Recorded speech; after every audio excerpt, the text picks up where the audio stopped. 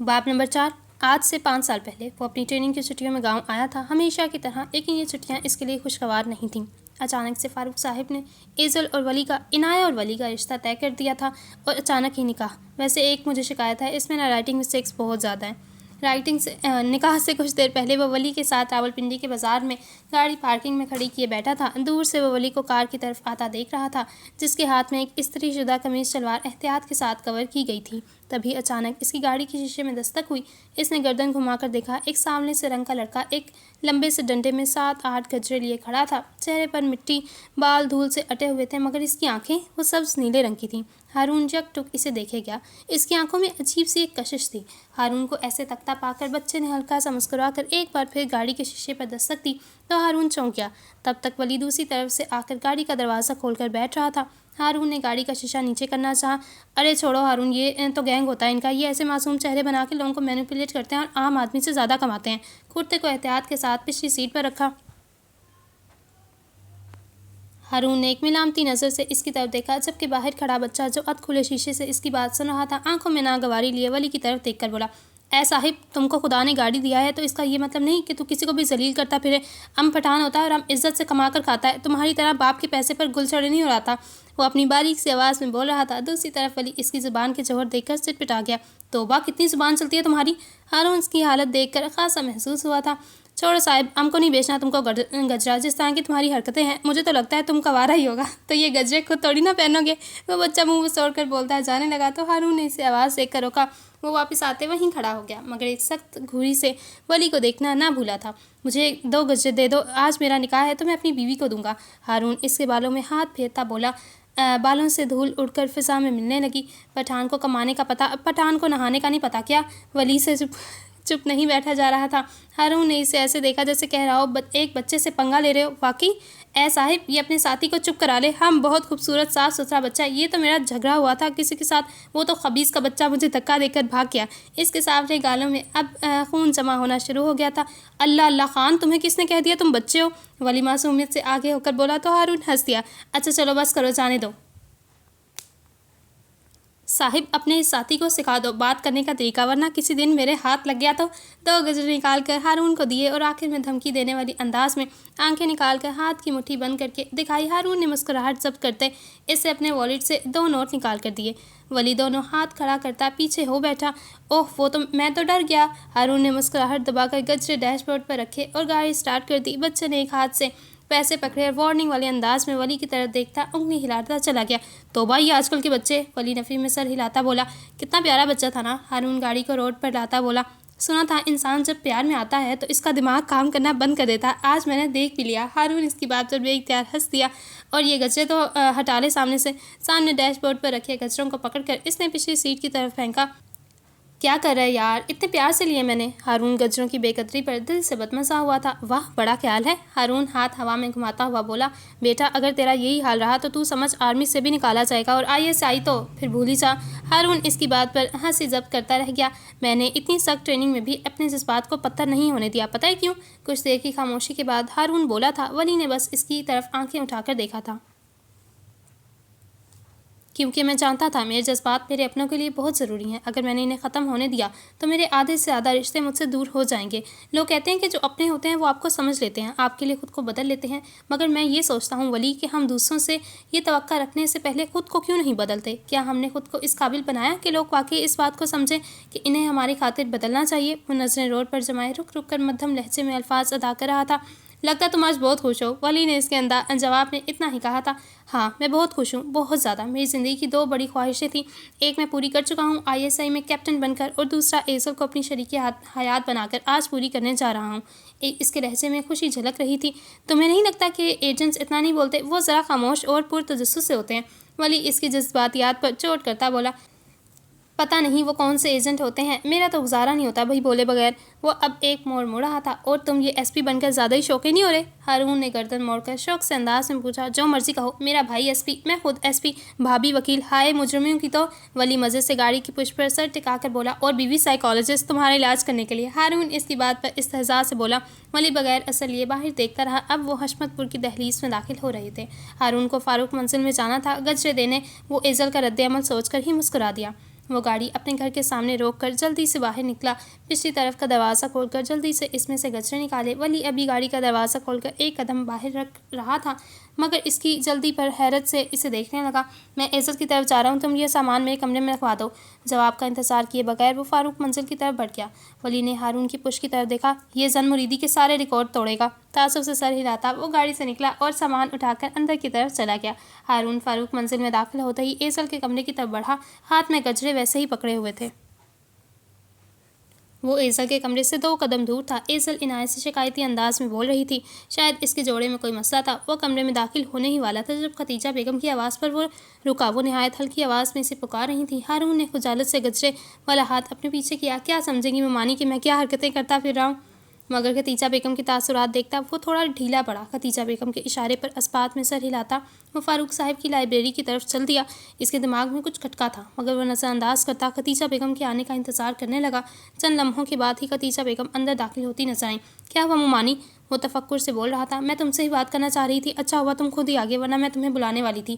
خدیجہ بیگم سامنے میز سے کرسی کھینچ کر بیٹھتے ہوئے بولی۔ دوسری کرسی پر ہارون کو بیٹھنے کا اشارہ کیا تو وہ چلتا ہوا برابر کی کرسی پر بیٹھ گیا۔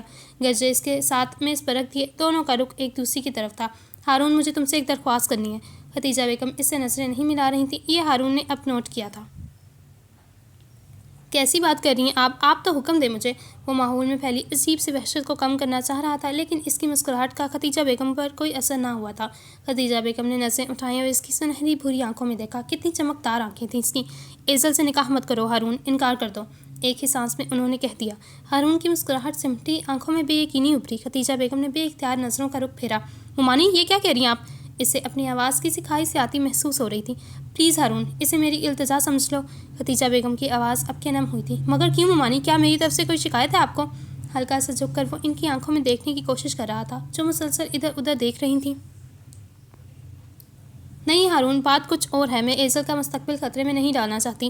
بے بسی سے انہوں نے اپنے لب کاٹے تھے۔ ہارون کی طرف انہوں نے اب بھی نہیں دیکھا تھا۔ ممانی، میں آپ کو یقین دلاتا ہوں وہ میرے ساتھ خوش رہے گی، میں اس کا ہر طرح سے خیال رکھوں گا۔ ہارون کے لہجے میں واضح بے چینی تھی۔ خدیجہ بیگم کا دل ڈوبا تھا، وہ یہ کیا کرنے چاہ رہی تھیں؟ 2 لوگوں کی زندگی ان کے اس فیصلے سے کس قدر متاثر ہو سکتی تھی۔ میں جانتی ہوں ہارون، یہ صحیح وقت نہیں ہے، مجھے تم سے پہلے اس بارے میں بات کرنی چاہیے تھی، آج نہیں، لیکن تم ان دنوں میں آئے ہی نہیں۔ ممانی، بات غلط وقت کی نہیں ہے، غلط فیصلے کی ہے، آخر آپ کو کون سی انسیکیورٹی ہے؟ ہارون الجھ کر بولا۔ تمہاری ماں ہارون، خدیجہ بیگم اس کی آنکھوں میں دیکھ کر مضبوط لہجے میں بولی تھی۔ ہارون نے اچنبھے سے ان کی طرف دیکھا۔ تمہاری ماں میری بیٹی کا جینا حرام کر دے گی، جیسے میرا یہاں میرے سسرال میں ہوا۔ میں وہ زندگی اپنی بیٹی کو نہیں دینا چاہتی ہارون جو میں نے گزاری ہے۔ اب کہ وہ پھوٹ کر روتی۔ ممانی، یہ بس اتنی سی بات پر؟ ہارون بے چینی کے ساتھ بولا۔ بس اتنی سی بات ہارون؟ یہ اتنی نہیں ہے، تمہیں پتہ ہے کتنی راتیں میں نے کرب میں گزاری ہیں، کتنی راتیں میں نے رو کر گزاری ہیں، اپنی زندگی کی کتنی جنگیں میں نے تنہا لڑی ہیں۔ انہوں نے بے دردی سے آنکھیں رگڑی تھیں، مگر آنکھوں میں پھر سے پانی بھرنے لگا۔ ہارون کتنا اذیت دیتا ہے جب آپ کو اپنا وجود 2 کوڑی کا لگے۔ آپ نے جہاں ساری زندگی خدمت کرنے میں گزار دی وہاں آپ کی اہمیت ہی نہ ہو۔ میں نے بہت بار سوچا کہ میں یہاں سے چلی جاؤں، میں اپنے آپ کو دیکھوں، بچوں کا کیا ہے، پل ہی جاتے ہیں، مگر نہیں، میری ہمت ہی نہیں ہوتی تھی۔ اذیت کی انتہا تھی۔ ہارون نے ہمدردی سے ان کی طرف دیکھا۔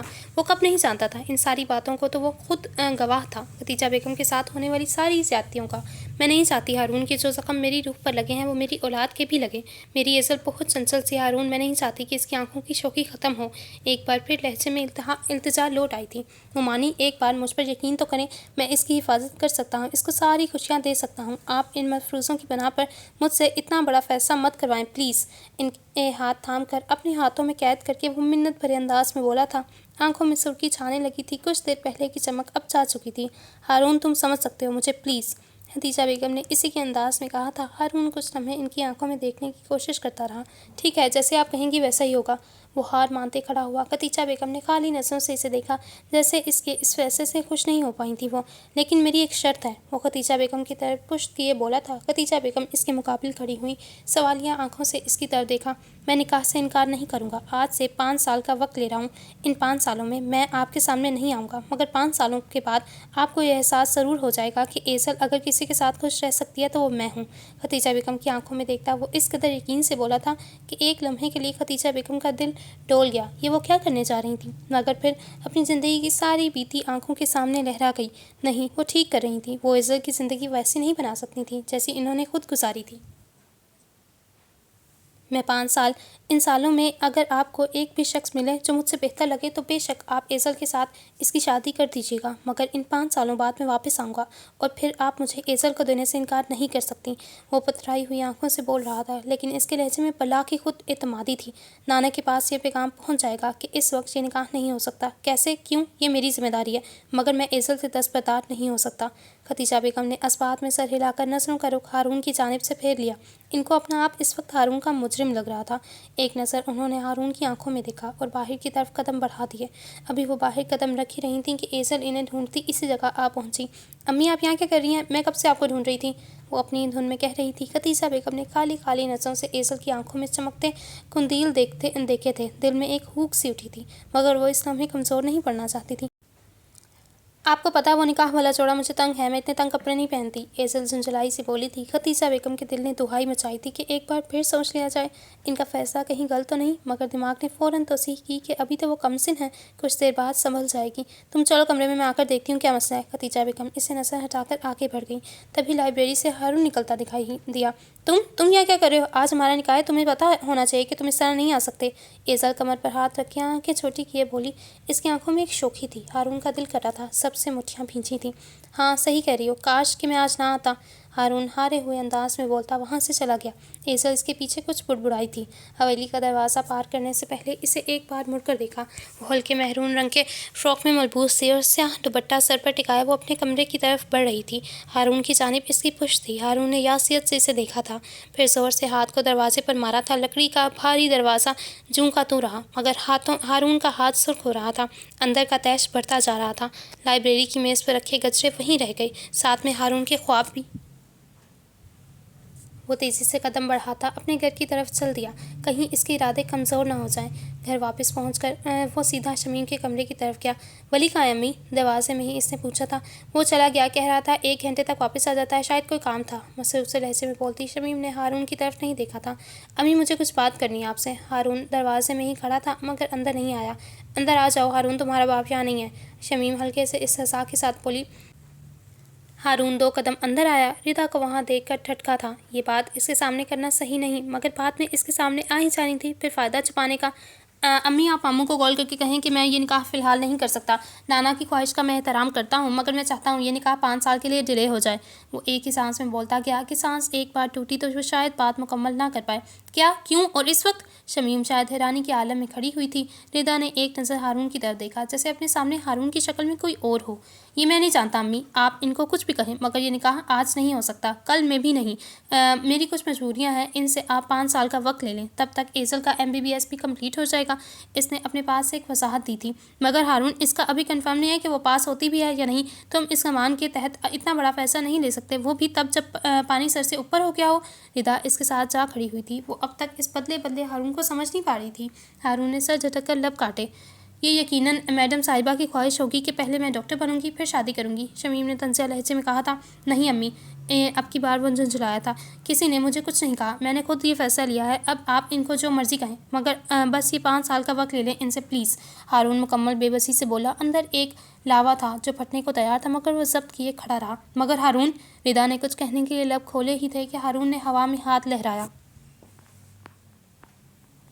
بس میں نے کہہ دیا، آپ میرا یہ کام کر دیں، مجھے اپنی پیکنگ کرنی ہے، کہہ کر وہ رکا نہیں۔ ردا نے یاسیت سے اسے جاتے دیکھا تھا۔ اب امی، اس نے مڑ کر شمیم کی طرف دیکھا، دل میں ایک دھچکا سا لگا۔ وہ مسکرا رہی تھی، وہ واقعی مسکرا رہی تھی۔ امی، ردا نے بے یقینی سے شمیم کی طرف دیکھا، وہ اس وقت کیسے مسکرا سکتی تھی؟ ہاں کچھ نہیں، اب کیا کرنا ہے، میں بابا کی طرف جا رہی ہوں۔ ردا کے اس طرح دیکھنے پر اپنی مسکراہٹ روکی، انہوں نے اپنی چادر اٹھائی اور باہر کی طرف چل دی۔ ردا نے بے بسی سے اسے جاتے دیکھا تھا، اپنی ماں کی آنکھوں میں شیطانی مسکراہٹ دیکھ چکی تھی، جانتی تھی آگے کچھ بھی خیر نہیں۔ ہارون اپنے کمرے میں بیگ میں کپڑے پھینک رہا تھا، دل خالی سا ہو گیا تھا، آنکھیں پتھرائی سی۔ ہارون، اس آواز پر اس کے چلتے ہاتھ تھمے تھے۔ اس نے مڑ کر دیکھا، وہ روتی ہوئی آنکھوں سے اس کو دیکھ رہی تھی۔ ہارون کا دل ڈوبا تھا، اس نے کب چاہا تھا کہ وہ ایسے اس کے سامنے آئے۔ تم نے نکاح سے انکار نہیں کیا نا؟ یہ سب جھوٹ بول رہے ہیں نا ہارون، تم ایک بار کہہ دو یہ سب جھوٹ ہے۔ وہ ہچکیوں کے درمیان کہتی ہارون کے ضبط کا امتحان لے رہی تھی۔ اسے زندگی میں پہلی بار اتنے بے بسی کا احساس ہوا تو وہ بس اسے دیکھتا گیا۔ ہارون، بولتے کیوں نہیں ہو کچھ؟ وہ قدم قدم چلتی اس کی طرف آئی۔ ہارون کے لیے وہ لمحہ کسی آسیب سے کم نہ تھے، وہ اس کی آنکھوں میں بے یقینی نہیں دیکھنا چاہتا تھا۔ ہارون بولو کچھ، خدارا مجھے سانس نہیں آ رہا۔ وہ لمبے لمبے سانس لیتی بول رہی تھی۔ ہارون کے لیے اب خاموش رہنا مشکل ہو گیا تھا۔ ہاں میں نے منع کیا ہے، مجھے ابھی نکاح نہیں کرنا تھا۔ ہارون کو اپنی آواز کسی کھائی سے آتی محسوس ہو رہی تھی۔ ایزل کے آنسو اسی پل تھم گئے۔ ہارون ان سے آنکھوں میں اپنے لیے بے یقینی نہیں دیکھ سکتا تھا۔ اس نے نظریں زمین کی طرف کر دیں، تب اس نے اس کے پاؤں کی طرف دیکھا تھا۔ وہ ننگے پاؤں کھڑی تھی۔ ہارون نے کب سے آنکھیں بند کر لیں۔ لعنت ہو تم پر ہارون، تم جاؤ یہاں سے پلیز۔ نظریں چرا کر بولتا۔ اسے اپنا آپ کسی مجرم سے کم نہیں لگ رہا تھا۔ وہ مزید اس کی آنکھوں میں اپنے لیے بے اعتنائی نہیں دیکھ سکتا تھا۔ ایزل نے 2 قدم پیچھے کی طرف بڑھائے، جیسے ہی مڑی ساتھ ہی چکرا کر زمین پر بے دم سی گر گئی۔ ہارون کی جان ہوا ہوئی۔ ایزل اسے پکارتا۔ وہ جلدی سے آگے بڑھا تھا۔ ایزل کا دلہن بنا چہرہ لٹھے کی مانند سفید پڑتا جا رہا تھا اور ہارون کا چہرہ تاریک۔ اگلے کچھ لمحے ہارون احمد کی زندگی کے بدترین لمحے تھے۔ صرف کچھ پلوں میں اس کی زندگی کا شیرازہ بکھر گیا تھا۔ فاروق صاحب کی موت کا سن کر اس کی ساری ہمت جا چکی تھی۔ اس کا اپنے حواس بحال رکھنا مشکل ہو رہا تھا۔ شہربانوں نے اسے فاروق صاحب سے آخری بار ملنے بھی نہیں دیا۔ وہ ایسی جگہ پر کھڑا تھا جہاں وہ اپنا آپ کسی پر بیان نہیں کر سکتا تھا۔ وہ اس وقت سب کا مجرم تھا اور اسے مجرم بنانے والی اس کی ماں۔ فاروق صاحب کی تدفین کے بعد ولی واپس جا چکا تھا۔ اگر ولی نہ ہوتا تو شاید اسے کبھی فاروق صاحب کے پاس بھی نہ آنے دیتے، مگر ولی نے وہاں معاملہ سنبھال لیا تھا کسی حد تک۔ ہارون واپسی پر سیدھا شمیم کے کمرے میں گیا تھا، مگر وہاں نیاز احمد پہلے ہی موجود تھے۔ بیڈ پر کسی کتاب کا صفحہ پلٹتے انہوں نے بڑی حیرانی سے ہارون کو دیکھا تھا، مگر وہ آج پرواہ کیے بغیر کمرے میں داخل ہوا۔ صوفے پر بیٹھی شمیم روئی روئی صورت کے ساتھ آنکھیں موندے بیٹھی تھی۔ امی یہ کیا کیا آپ نے؟ کس چیز کا بدلہ لیا آپ نے مجھ سے؟ ہاں وہ بلند آواز میں بولتا۔ اس وقت سارے لحاظ بلائے طاق رکھ گیا۔ پیچھے بیٹھے نیاز احمد نے بڑی دلچسپی سے یہ منظر دیکھا تھا۔ کیا مطلب؟ شمیم نے حیرت سے اپنی جوان اولاد کو دیکھا۔ آپ کیسے اتنی معصوم بن سکتی ہیں امی؟ میں نے آپ سے کیا کہا تھا اور آپ نے کیا کہا؟ ہاں وہ شدید صدمے میں کہہ رہا تھا۔ مجھے جو سمجھ آیا میں نے کہہ دیا، شمیم نے اب کے کمال بے نیازی سے نظریں چرا کر کہا۔ پیچھے بیٹھے نیاز احمد نے ستائشی انداز میں ابرو اٹھایا تھا۔ واقعی امی؟ ہارون نے بے یقینی سے کہا۔ میں نے آپ کو وقت لینے کا کہا تھا اور آپ نے کیا کیا؟ آپ نے ان کو انکار کر دیا، یہ کہہ کے کہ ہارون کو ایزل سے کوئی مسئلہ ہے۔ واہ امی واہ! وہ ہوا میں ہاتھ کھڑے کرتا جیسے اپنی قسمت پر ماتم کنا ہوا تھا۔ تو میں اور کیا کرتی؟ تم نے مجھے کون سا سیدھی بات بتائی تھی؟ شمیم کندھے اچکار کر بولی۔ لہجہ ذرا کمزور تھا۔ امی میں نے آپ کو اتنی سیدھی بات کہی تھی کہ ان سے وقت لے لیں، اور آپ نے اس بات کو ممانی سے بدلہ لینے کے لیے استعمال کیا۔ آخر ایسی کون سی حرص ہے امی جو آپ کی پوری نہیں ہو رہی؟ وہ کون سا اسد ہے جو آپ کو چین نہیں لینے دے رہا؟ ہارون ضبط سے کہہ رہا تھا۔ شمیم کو اس کے الفاظ کسی خنجر سے کم نہیں لگے تھے۔ وہ آہستہ آہستہ اس کے سینے میں سرایت کرتے جا رہے تھے۔ نیاز احمد کے لب واو میں سکڑے تھے۔ ان کے لیے اب یہ مزید دلچسپ ہوتا جا رہا تھا۔ ہارون! شمیم کھڑی ہوتی درستی سے بولی تھی۔ ہارون ان کی طرف دیکھ کر استہزائیہ ہنسا۔ آپ ماں نہیں ہو ہی نہیں سکتی، کہتے وہ بغیر پیچھے دیکھے کمرے سے نکل گیا۔ آخر تم نے اپنی اولاد کو بھی باغی کر لیا۔ دوبارہ سے نظریں کتاب پر جمائے نیاز احمد اپنی مسکراہٹ ضبط کرتا بولا۔ شمیم بے دم سی صوفے پر گر سی گئی، دونوں ہاتھوں سے اپنے بال جکڑ لیے۔ اگلے دن انہیں ہارون نظر نہیں آیا تھا۔ پورے حشمت پور میں یہ بات پھیل چکی تھی کہ ہارون احمد گاؤں کو چھوڑ کر جا چکا تھا۔ حشمت پور سے آ کر ہارون نے اس تنگ سی گلی میں ایک گھر لیا تھا۔ کوئی 2 ہفتے ہو چکے تھے فاروق صاحب کو اس دنیا سے گئے۔ ہارون نے جس دن گھر چھوڑا تھا، اس دن کے بعد وہ کسی سے نہیں ملا تھا سوائے ولی کے۔ وہ کمرہ جہاں اب بہت سے کمپیوٹر اسکینرز لگے ہوئے تھے، لیکن اس وقت وہاں ایک بیڈ الماری کے سوا کچھ نہیں تھا۔ وہ بیڈ پر ایک ہاتھ سر کے نیچے رکھے لیٹا چھت کو گھور رہا تھا۔ تبھی کمرے میں ولی داخل ہوا۔ ہارون نے نظروں کا رخ نہیں بدلا، وہ ہنوز چھت کو ہی دیکھ رہا تھا۔ چلو آؤ کہیں باہر چل کر کھانا کھاتے ہیں۔ ولی نے کمرے میں آ کر سب سے پہلے وہ سبز رنگ کی روشنی بند کی تھی اور کمرے کی واحد لکڑی کی کھڑکی کھولی تھی۔ ایک دم سے ہی کمرے میں سورج کی کرنوں کا راج ہو گیا تھا۔ ہارون نے بیزاری سے آنکھیں بند کر لیں۔ ولی نے اس کا ہاتھ پکڑ کر ایک جھٹکے سے اسے بٹھایا۔ کیا یہ مایوسی کی چادر لیے بیٹھے رہتے ہو ہر وقت؟ ولی اس کے مقابل بیٹھا بولا۔ ہارون نے دونوں ہاتھ چہرے پر پھیرے، سانس خارج کی اور فرصت سے ولی کی طرف دیکھا۔ اف اللہ ہارون، بس بھی کرو، اب موو آن کرو، اس صدمے کو پروسیس کرو، ولی نے اب کی اکتاہٹ سے کہا تھا۔ میرے لیے آسان نہیں ہے، ہارون نے بیڈ سے ٹانگیں اتارتے کہا۔ دونوں ہاتھ بیڈ پر جما لیے، کندھوں پر وزن دیتا وہ آگے کو جھک کر بیٹھ گیا۔ ہاں مشکل ہوگا مگر ناممکن نہیں۔ ولی نے ہارون کے چہرے کی طرف دیکھا۔ چہرے کا ایک رخ ولی کی جانب تھا۔ چہرے پر آئی داڑھی بے ترتیب تھی، بال بکھرے ہوئے تھے، سنہری آنکھیں کھلی تھیں۔ وہ کسی کھنڈر کی نمائش بنا ہوا تھا۔ تمہیں پتہ ہے ہارون، میں اکثر سوچتا ہوں۔ ولی نے کھڑا ہو کر کونے میں پڑی واحد کرسی کھینچی اور کھڑکی کی طرف رخ کر کے بیٹھ گیا۔ ہارون اب ولی کو دیکھ رہا تھا اور ولی کھڑکی سے باہر نظر آنے والے آسمان کو۔ جب ہمارے نبی صلی اللہ علیہ وآلہ وسلم کو سب لوگوں نے ڈس اون کر دیا تھا، ان کے رشتہ دار ان کے دشمن بن گئے تھے، ان کے دوستوں نے ان کا ساتھ چھوڑ دیا تھا، کسی نے ان کا یقین نہیں کیا۔ ایک نظر ہارون کی طرف دیکھا، کچھ دیر چپ رہا، پھر دوبارہ بولنا شروع کیا۔ لیکن وہ مایوس نہیں ہوئے، انہوں نے اپنا مشن نہیں چھوڑا کیونکہ وہ جانتے تھے کہ وہ حق پر ہیں۔ ایک دن وہ سب لوگ جو ان سے قطع تعلق ہو گئے ہیں، ایک دن وہ سب ان کے پاس آئیں گے، کیونکہ حق کبھی بھی چھپتا نہیں ہے اور باطل کبھی بھی ہمیشہ نہیں رہتا۔ وہ مدھم سے مسکراہٹ کے ساتھ اپنا سحر پھونک رہا تھا۔ ہارون کسی ٹرانس، کسی کیفیت میں اس کے الفاظ کو اپنے ذہن میں دہرا رہا تھا۔ اگر ہم اپنی زندگی کی ہر مشکل پر ہمت ہار جائیں تب تو زندگی بڑی مشکل ہو جائے گی۔ ہارون، تمہیں یاد ہے وہ حدیث جس میں نبی کریم صلی اللہ علیہ وآلہ وسلم نے فرمایا تھا کہ اگر تمہیں لگے کہ تمہاری زندگی مشکل ہے تو ایک بار مجھ پر آنے والی مشکلوں کا یاد کر لینا۔ وہ مسکرا کر اب ہارون کی طرف دیکھ رہا تھا۔ اس کی قطعی رنگ کی آنکھوں میں گرتی دھوپ اس کی آنکھوں کو سنہرا کر کے دکھا رہی تھی۔ ہارون سر جھکائے اپنے پیروں کو دیکھ رہا تھا۔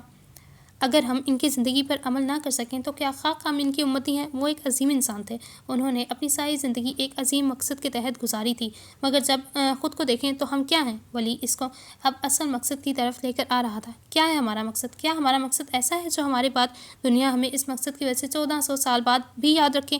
کیا ہمارا کوئی مقصد ایسا ہے جس سے کسی انسان کی تکلیف ہماری وجہ سے دور ہو جائے؟ کیا ہمارا کوئی مقصد ایسا ہے جو ہمیں اللہ کے سامنے یہ جواب دینے کے قابل بنائے کہ اللہ، زندگی جیسی بھی گزری ہے بس تیری راہ میں یہ کام کر آیا ہوں، اگر نہیں تو کیسے زندگی گزار رہے ہیں ہم؟ ولی ہارون کی طرف سنجیدہ لہجے میں کہہ رہا تھا۔ ہارون نے نظر اٹھا کر اسے دیکھا، اس کی پوری آنکھوں میں اب ندامت تھی، اور ولی یہی چاہتا تھا۔ کیا ہیں ہم سے ایک غم پروسیس نہیں ہو رہا اور ہم ارادہ رکھتے ہیں کہ دنیا کو فتح کر لیں گے۔ ہم ایک بار گرنے کے بعد دوبارہ سنبھل نہیں پا رہے اور ہم چاہتے ہیں کہ دنیا ہمیں یاد رکھے۔ ولی اب کرسی سے اٹھ رہا تھا۔ میں باہر تمہارا انتظار کر رہا ہوں، 10 منٹ میں نیچے ملو اور یہ رانچے کے لباس سے نکلو۔ ولی نے جو کرنا تھا وہ کر لیا۔ اسے ہارون کو سوچوں کا رخ بدلنا تھا، ایک نیا زاویہ دینا تھا، سو اس نے دے دیا۔ آگے ہارون اب بچہ نہیں تھا، ان باتوں کا سوچ کر ان کے معنی اس نے ڈھونڈ لیے تھے۔ اس کے قدم اب باہر کی طرف اٹھ رہے تھے۔ تمہیں شہر بانو خالہ نے یہ سب کہا ہے نا؟ ہارون ہنوز سر جھکائے بیٹھا تھا۔ دروازے پر کھڑے ولی نے تحیر سے مڑ کر اسے دیکھا۔ تب ہارون کے لب پہلی بار مسکراہٹ میں ڈھلے تھے۔ کتنی بیگانی سی لگ رہی تھی اس کے چہرے پر وہ مسکراہٹ۔ اس نے سر اٹھا کر ولی کی طرف دیکھا اور 2 قدم چلتا تھوڑا آگے آیا۔ کچھ دیر پہلے وہ دھوپ ولی کی آنکھوں میں جا رہی تھی، اب وہ ہارون کی آنکھوں کو منور کر رہی تھی۔ پل بھر میں اس کی آنکھیں چمک اٹھی تھیں جیسے کسی نے شہد انڈیل دیا ہو۔ میں جانتا ہوں یہ سب تمہیں شہر بانو خالہ نے کہا ہے۔ وہ مسکراہٹ لبوں پر روکے اسے دیکھ رہا تھا۔ ولی کے چہرے کے زاویے بدلے، وہ جی بھر کر بدمزہ ہوا۔ تمہیں کیسے پتا؟ اس نے منہ بسوڑ کر پوچھا تھا۔ اس کی ساری فصاحت کا بیڑا غرق ہوا تھا، کیونکہ یہ ساری باتیں ایک دفعہ نہیں کئی بار خالہ ہمیں کہہ چکی ہیں۔ شاید یہ باتیں وہ تم سے بھی کر لیا کرتی تھیں۔ ہارون اپنے بالوں میں ہاتھ پھیرتا بولا، تو مجھے پہلے بتا دیتے، میں اتنے لمبے لیکچر کی بجائے کہتا کہ بھابھی کے لیکچر یاد کر لو۔ وہ جی بھر کے بدمزہ ہوا تھا۔ کچھ دیر پہلے اسے لگ رہا تھا کہ ہارون اسے سمجھدار سمجھ رہا ہوگا، اس کا تو امیج ہی خراب ہو گیا تھا۔ 10 منٹ میں نیچے، ورنہ میں چلا جاؤں گا اور رہنا تم یہی اس مرغیوں کے ڈربے میں۔ وہ اونچا سا بڑبڑاتے وہ چلا گیا۔ پیچھے ہارون نے ایک لمبی سانس بھری، کچھ دیر کے لیے رکا اور پھر سانس چھوڑا۔ الماری سے ایک شرٹ نکالے اور واش روم میں گھس گیا۔ وہ اپنے یاد کیے سبق خود ہی بھول گیا تھا، اب اسے ان اسباق کو پھر سے دہرانا تھا۔ اتنی جلدی ہار نہیں مان سکتا تھا وہ، اتنی جلدی وہ ایزل کو اپنی زندگی سے جانے نہیں دے سکتا تھا، اتنی جلدی وہ ہارون احمد کی ذات کو خود کو بکھرنے نہیں دے سکتا تھا۔ اسے بہت کام کرنے تھے، ابھی اسے بہت عظیم کام کرنے تھے۔ ٹھیک 10 منٹ بعد وہ ولی کے سامنے تھا۔ ولی کے چہرے کے تاثرات ابھی بھی بگڑے ہوئے تھے۔ ہارون نے اس کے کندھے پر ہاتھ مارا۔ چلو اب بس بھی کرو، کہہ کر وہ گاڑی میں بیٹھ گیا تھا۔ ولی منہ میں کچھ بڑبڑا کر دوسری طرف سے آ کر بیٹھ گیا۔ اور کتنی چھٹیاں باقی ہیں تمہاری؟ ولی اپنے موبائل پر نظر جمائے بول رہا تھا۔ کیوں، تم مجھ سے اکتا گئے ہو؟ ہارون سنجیدہ سا بولا۔ اس کے لہجے سے کسی بھی طرح نہیں لگ رہا تھا کہ وہ مذاق کر رہا ہے۔ ولی بغیر اس کی بات کا جواب دیے اسے ایسے دیکھا جیسے اس کے ذہنی توازن پر شک ہوا ہو۔ تمہیں ISI نے لے کیسے لیا؟ 1 مہینہ رہ گیا ہے، پھر چلا جاؤں گا۔ ہارون اس کے طنز کو نظر انداز کرتا بولا۔ شکر ہے۔ ولی نے دعا کے انداز میں دونوں ہاتھ چہرے پر پھیرے۔ یار کسی ڈھابے پر روک لو۔ کچھ دیر کی خاموشی کے بعد ولی سامنے روڈ پر دیکھتا بولا۔ کیوں؟ ہارون نے تعجب سے پوچھا۔ بس یار ویسے ہی دل کر رہا ہے آج کسی ڈھابے سے دیسی کھانا کھانے کو۔ ہارون نے اس بات میں سر ہلا دیا۔ کچھ دیر بعد وہ سڑک کے کنارے بنے ایک ڈھابے پر تھے۔ لکڑی کے بینچ پر بیٹھے وہ دونوں کھانے کا انتظار کر رہے تھے۔ ہارون دونوں ہاتھ میز پر رکھے سر جھکائے بیٹھا تھا اور ولی ہنوز موبائل پر لگا ہوا تھا۔ میں سوچ رہا تھا کہ خاموشی کو توڑتے ولی نے ہی آغاز کیا تھا گفتگو کا۔ ہارون نے سوالیہ انداز سے اس کی طرف دیکھا۔ تم کیا سوچ رہے ہو؟ ولی نے پرتجسس سے انداز میں اس کی طرف دیکھا۔ ہارون نے ایک لمبا سانس بھرا۔ ہارون تمہیں نہیں لگ رہا کہ کچھ زیادہ ہی سوچ رہے ہو؟ ولی نے اس کی پھر خاموشی پر دل میں چاہا تھا کہ اٹھ کر اس کے 2 جڑ دے۔ نہیں میں زیادہ نہیں سوچ رہا، مگر یہ جو اندر ایک گلٹ ہے یہ ختم نہیں ہو رہا۔ ہارون ہارے ہوئے انداز میں بولا تو ولی کے کندھے ڈھیلے پڑ گئے۔ ہارون کچھ بھی تمہاری وجہ سے نہیں ہوا، یہ سب ایسے ہی لکھا تھا، فاروق صاحب کی موت ایسے ہی لکھی گئی تھی، تمہارا اور ایزل کا نکاح ایسے ہی ٹوٹنا لکھا تھا۔ ولی ٹہر ٹہر کر ایک ایک لفظ پر زور دے کر بول رہا تھا۔ جو بھی تھا ولی، لیکن نانا کی موت پر کم سے کم میں قصوروار تو نہ بنتا۔ ایک بار پھر اس کا چہرہ جھک گیا۔ اگر وہاں پر شمیم آنٹی کی جگہ تم گئے ہوتے اور تمہیں لگتا ہے کہ پھر بھی یہ سب نہ ہوتا تو تم غلط ہو، تب بھی یہ سب ایسے ہی ہونا تھا، کیونکہ فاروق صاحب کی سانسیں اللہ نے لکھی ہی اتنی تھی، ان کی موت کا سبب ہی یہی بننا تھا۔ جو بن گیا، تم اس چیز کو جتنی جلدی ایکسیپٹ کرو گے اتنے ہی تمہارے لیے بہتر ہوگا۔ ہارون ابھی کچھ کہنے کے لیے لب کھولنے ہی لگا تھا، جب ان کا کھانا آ گیا۔ ولی خاموش ہو گیا۔ ہارون نے جب برتن رکھتے چھوٹے چھوٹے ہاتھوں کو دیکھا تو چونک کر سر اٹھایا۔ ولی نے بھی اس کی نظروں کے تعاقب میں سر اٹھایا۔ ارے خان، تم بزنس چھوڑ کر نوکری کرنے لگ گئے؟ ولی خوشگوار حیرت کے ساتھ بولا۔ ہارون کے لبوں پر بھی مسکراہٹ آ گئی۔ وہ بچہ جو بغن سے کام کر رہا تھا، ان کی آواز پر باری باری دونوں کی طرف دیکھا۔ ارے صاحب، کیسا ہے تم؟ ولی نے مکمل نظر انداز کرتے اب وہ ہارون کی طرف رک کیے کھڑا تھا۔ میں ٹھیک ہوں خان، تم بتاؤ؟ ہارون نے اس کے بالوں میں ہاتھ پھیر کر کہا۔ اس دن کی نسبت آج اس کے بال صاف ستھرے اور سلیقے سے کنگھی کیے ہوئے تھے۔ رنگ کا سانولا پن پہلے کی نسبت کم تھا، شاید اب وہ دھوپ میں سڑکوں پر نہیں پھرتا تھا، اس لیے ولی کو اپنا نظر انداز ہونا بری طرح کھلا تھا۔ میں بھی اللہ کا شکر ہے ٹھیک ہوں۔ تم نے وہ کام کیوں چھوڑ دیا؟ ہارون اب متجسس سا ہو کر ایک ہاتھ پر چہرہ ٹکائے اس سے پوچھ رہا تھا۔ دوسری طرف ولی کھانا شروع کر چکا تھا۔ ارے صاحب، کیا بتاؤں، ام گجرے بیچتا تھا کہ مرد لوگ خرید کر اپنی بیویوں کو دے گا تو وہ خوش ہوں گی، گھر میں سکون کا ماحول ہوگا، ہماری وجہ سے لوگ مسکرائیں گے، مگر میرا تو سارا کام ہی الٹا ہو گیا۔ وہ بچہ معصومیت سے کہتا تھوڑا افسردہ ہوا تھا۔ اور وہ کیسے؟ ہارون نے آنکھوں میں ناسمجھی سے پوچھا۔ وہ ایسے کہ یہ جو آج کل کے مرد ہیں نا، یہ اپنی بیویوں کو خوش کرنا تو گناہ سمجھتے ہیں، ام سے گجرے لے کر اپنی محبوبہ کو دے دیتے۔ ایک بار کیا ہوا نا کہ ایک آدمی آیا موٹر سائیکل پر ام سے گجرے لینے۔ اب وہ ہارون کے ساتھ بیٹھ چکا تھا اور پوری توجہ سے اپنی آپ بیتی سنا رہا تھا۔ ولی کے کان بھی ان دونوں کی طرف ہی تھے، تو موٹر سائیکل پر اس کے ساتھ ایک عورت بیٹھا ہوا تھا۔ ہمیں لگا اس کی گھر والی ہوگی۔ ہارون مسکراتے ہوئے اس کی کہانی سن رہا تھا، جیسے اس سے زیادہ ضروری اس وقت کچھ نہیں تھا۔ تو جیسے ہی ہم نے اس کو گجرے دیے، پیچھے کہیں رکشہ سے نکل کر اس کی اصلی گھر والی آ گئی۔ پھر وہ تماشا لگا کہ اللہ کی پناہ، وہ دائیں بائیں کی انگشت شہادت کو باری باری دونوں کان کی لو تک لے جا رہا تھا۔ پھر ولی نے اب سوال کیا تھا۔ پھر کیا صاحب، ان کی بیگم نے اپنے شوہر کی جو درگت بنانی تھی بنا دی، مگر اس نے میرے سارے گجرے پھینک دیے اور جو میرے کاروبار کو بددعائیں دیں وہ الگ۔ وہ ایسے بتا رہا تھا جیسے تاریخ کا سب سے بڑا ظلم اسی پر ہوا تھا۔ لیکن اس نے تمہیں بددعائیں کیوں دیں؟ ولی کے سوال پر اس بچے نے ایسے دیکھا جیسے اس کی کم عقلی پر اسے افسوس ہوا ہو۔ ولی اب تک ایک مکمل نان کھا چکا تھا، اور ہارون نے ایک نظر اٹھا کر بھی کھانے کی طرف نہیں دیکھا تھا۔ وہ عورت کہہ رہی تھی ان گجروں کو آگ لگے اور بیچنے والوں کے خاک پڑے جو مردوں کو شے دیتے ہیں حرام کی طرف پیسہ لٹانے کے لیے۔ ارے مجھے چھوڑ کر اس نے تو سارے کے سارے ریسٹورینٹوں کو بھی گالیاں دیں۔ اس دن کے بعد ہم نے توبہ کر لیا کہ ایسا کام ہی نہیں کرنا جس کی وجہ سے کسی کے لیے حرام کام میں آسانی ہو۔ اس کے آخری بات پر ہارون چونکا۔ ولی نے ایک ستائشی نگاہ اس پر ڈالی، ساتھ میں دوسرے نان کا لقمہ توڑ کر منہ میں ڈالا۔ لیکن خان، اس سے تمہیں کیا؟ تم تو حلال ہی کما رہے تھے نا۔ آگے تو خریدنے والے پر انحصار کرتا ہے کہ وہ اس چیز پر حلال کی طرح جاتا ہے یا حرام کی طرف۔ ہارون نے اچنبے سے چھوٹے سے بچے کی طرف دیکھا جو ایک دم سے ہی اسے بڑا لگنا شروع ہو گیا تھا۔ ارے صاحب، جب مجھے پتہ لگا کہ میرا کام کسی کے لیے حرام کی طرف جانے میں آسانی کرتا ہے اور میں پھر بھی اس کو یہ سوچ کر کیے جاؤں کہ میری نیت تو غلط نہیں ہے نا، تو پھر میں اپنے زمین کو کیسے سلاؤں؟ خان نے ایسے کہا جیسے وہ واقعی کوئی 30-40 سال کا مرد ہو۔ دیکھو صاحب، میرا کام حلال تھا، مگر زیادہ لوگ اس سے غلط فائدہ اٹھاتا تھا۔ وہ نبی صلی اللہ علیہ وآلہ وسلم نے بھی فرمایا تھا نا کہ شراب حرام، پینے والا بھی گنہگار، پلانے والا بھی گنہگار، لانے والا بھی گنہگار، خریدنے والا بھی گنہگار، بیچنے والا بھی گنہگار۔ تو میں نے سوچا کہ کیوں دوسروں کا گناہ اپنے سر لینا ہے، کام بدل لو۔ مگر تم شراب تھوڑی بیچتے ہو۔ ولی نے اب کی بار تجسس سے اس ننھے سے بچے کو دیکھا تھا جو اپنی عمر سے بڑی باتیں کر رہا تھا۔ شراب نہیں بیچتا تھا، مگر ہمارے کام کی وجہ سے لوگ حرام کام کرتے تھے، اپنی محبوباؤں کو گجرے پہناتے تھے، پھر وہ ہنس ہنس کر ایک دوسرے سے بات کرتے، ایک دوسرے کو چھوتے۔ تو سوچو صاحب، مجھے بھی تو گناہ ملے گا نا۔ خان ایسے تاثرات کے ساتھ کہہ رہا تھا جیسے گھن کے مارے ابھی الٹی کر دے۔ لیکن تم تھوڑی نہ جانتے تھے کہ زیادہ تر لوگ غلط کام کرتے تھے تو تم کرتے رہتے۔ ہارون نے گلاس میں پانی ڈالتے ہوئے کہا۔ جب تک ہمیں پتہ نہیں تھا ہم نے وہ کام کیا، مگر جس دن ہمیں پتہ چلا ہم نے وہ کام چھوڑ دیا۔ اللہ رزق دینے والا ہے، ہم چند پیسوں کے لیے اپنا سارا زندگی کے اعمال رزق میں کیوں ڈالے؟ کندھے اچکاتا وہ کھڑا ہو گیا تھا، غالباً اسے کسی نے آواز دے دی تھی۔ تمہیں یہ ساری باتیں کون بتاتا ہے؟ ہارون نے ایک بار پھر اس کے بال بکھیرے تھے۔ میری آنا، وہ قرآن پڑھاتا ہے، نماز پڑھاتا ہے اور مجھے اللہ کی باتیں بتاتا ہے۔ اپنی ماں کے ذکر پر اس کی آنکھوں کے کندیل جل اٹھے تھے۔ ہارون کی آنکھوں میں شمیم کا سراپا دوڑا تھا۔ کیا وہ بھی ایسی ہی تھی جیسے اس خان کی ماں ہوگی؟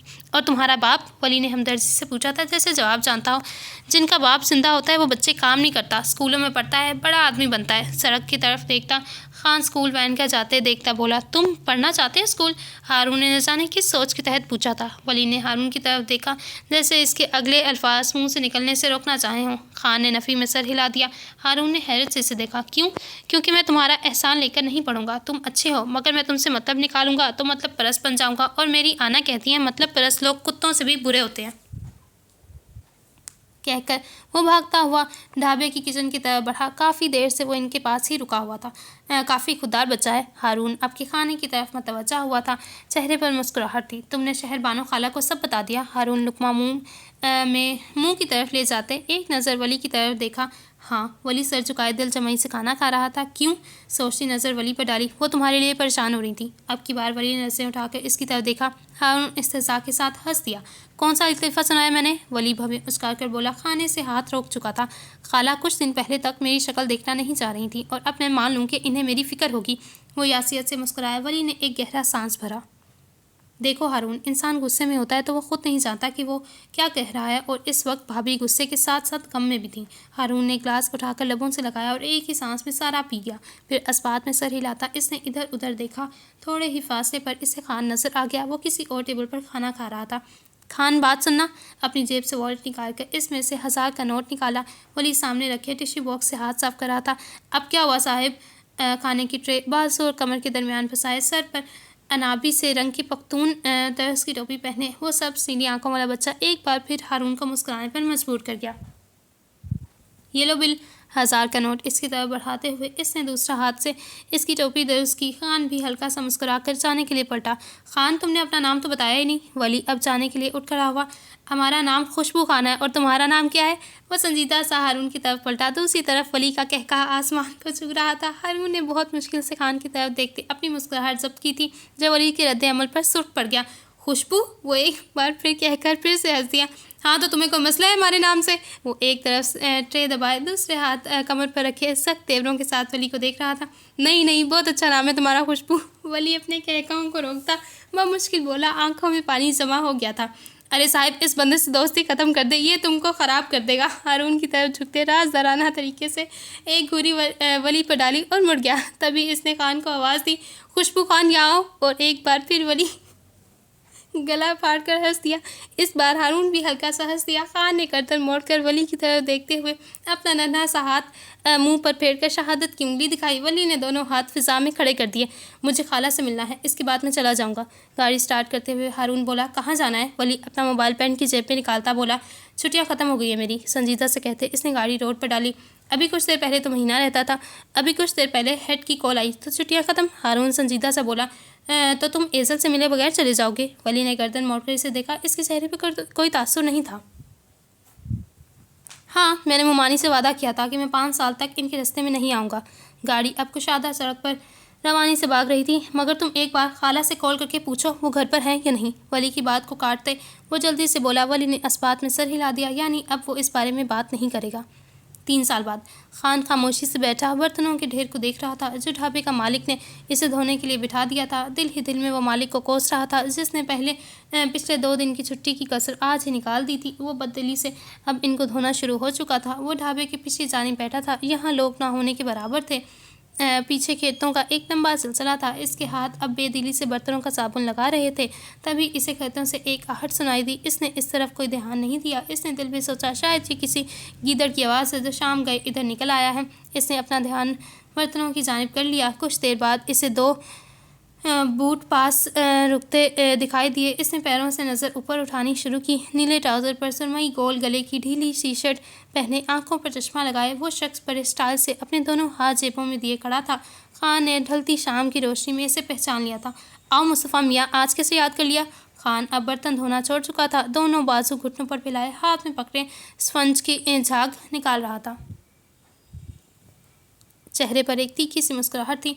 मुस्तफ़ा ने आंखें घुमाई। वो जानता था खान इसके आज आने से आगाह था। हारून को जो देना है तुमने वो दो। हारून ने एक शान से आंखों पर से चश्मा हटाकर टी शर्ट के गले में अटका लिया। अब इसकी सुरमई आंखें वाज़ेह हो रही थीं। ढाबे के इस हिस्से में चलती हल्की सी सफ़ेद रोशनी में इसकी वो सुरमई आंखें कांच की सी लग रही थी। चेहरे पर हल्की हल्की दाढ़ी थी जो बड़े खूबसूरत अंदाज में इसके चेहरे के मुताबिक तराशी गई थी और स्याह बाल सलीके से पीछे को गिरा रखे थे।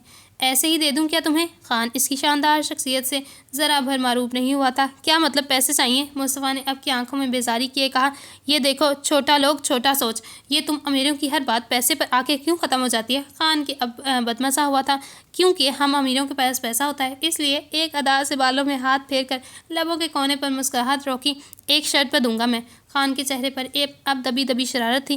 क्या जल्दी बोलो, टाइम नहीं है मेरे पास, गर्मी लग रही है मुझे। हाथ से माथे का नादीदा पसीना साफ करते हुए वो मसनूई अदाकारी से कह रहा था। खान ने इसकी बात का असर लिए बगैर कहा, ये मेरे साथ बर्तन धुलवाओगे तो मैं तुम्हें दूंगा। इसकी आंखों की चमक बढ़ गई थी। मुस्तफ़ा ने शाकी नज़रों से इसकी तरफ देखा, फिर बेयकीनी के आलम में अंगश्ती शहादत अपनी सीने की तरफ करता बोला, मैं अब यहाँ मिट्टी पर बैठकर बर्तन धोऊंगा? खान ने ज़ोर से इस बात में सर हिलाया। तुम्हारा दिमाग ख़राब है क्या? मैं ये इतना तैयार होकर यहाँ पर मिट्टी पर बैठकर बर्तन धोऊंगा, वो भी लोगों के झूठे? इसे तो अपने कानों पर यकीन नहीं आ रहा था। कोई मुस्तफ़ा शाहिद को ये काम करने के लिए भी कैसे कह सकता था? खान ने मज़ा लेने वाले अंदाज में कहा, क्यों हारून लाला को वो पार्सल नहीं देना क्या तुमको? देखो शराफत से पार्सल दो वरना मैं जा रहा हूँ। तनबीह करने वाले अंदाज में खान को देखा और फिर मुंह में बुड़बुड़ाया, बड़ा आया मुझसे बर्तन धुलवाने वाला। खान ने जवाब में बस भवें उचका कर इसे देखा। कुछ देर बाद वो ट्राउज़र टांगों पर ऊपर को फोल्ड किए बाजू कोहनियों तक खींचकर खान के बराबर बैठा बर्तनों को साबुन लगा रहा था। ये अपने दांत अंदर कर लो वरना अगर मैंने इनको बाहर निकाला ना तो तुम्हें शायद पसंद ना आए। खान सर झुकाए मुस्कुराता रहा। बड़े दिनों बाद मुस्तफ़ा इसके काबू में आया था। इसे अच्छी तरह याद है कि जब मुस्तफ़ा पहली बार हारून के साथ आया था, हारून का चेहरा मफरल से ढका हुआ था, मगर मुस्तफ़ा बेजारी से बैठा हारून को देख रहा था। इसे हारून के इस लोकल से ढाबे पर आने से शायद एहतजाज था। इस बार मुस्तफ़ा ने खान को बहुत तंग किया था। 3 बार टेबल साफ़ करवाया। फिर जब खान खाना लेकर आया तो इसे नया खाना लेकर आने को भेजा, ये कहकर के दोबारा लेकर आओ और ढक कर लेकर आना। खान अपने मालिक के सामने कड़वे घून भर कर रह गया। इसके बाद जब भी मुस्तफ़ा आया इसने ऐसे ही खान से काम करवाया था। आज खान की बारी थी। तकरीबन आधे घंटे में वो सारे बर्तन साफ़ कर चुके थे। अब पार्सल दो मुझे। वो झुककर अपने ट्राउज़र दर्ज कर रहा था।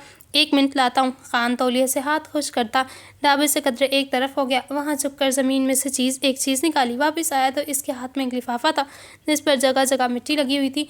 यार तुम किसी साफ़ सुथरी जगह पर नहीं रह सकते? मुस्तफ़ा नाक भवें चढ़ाता बोला।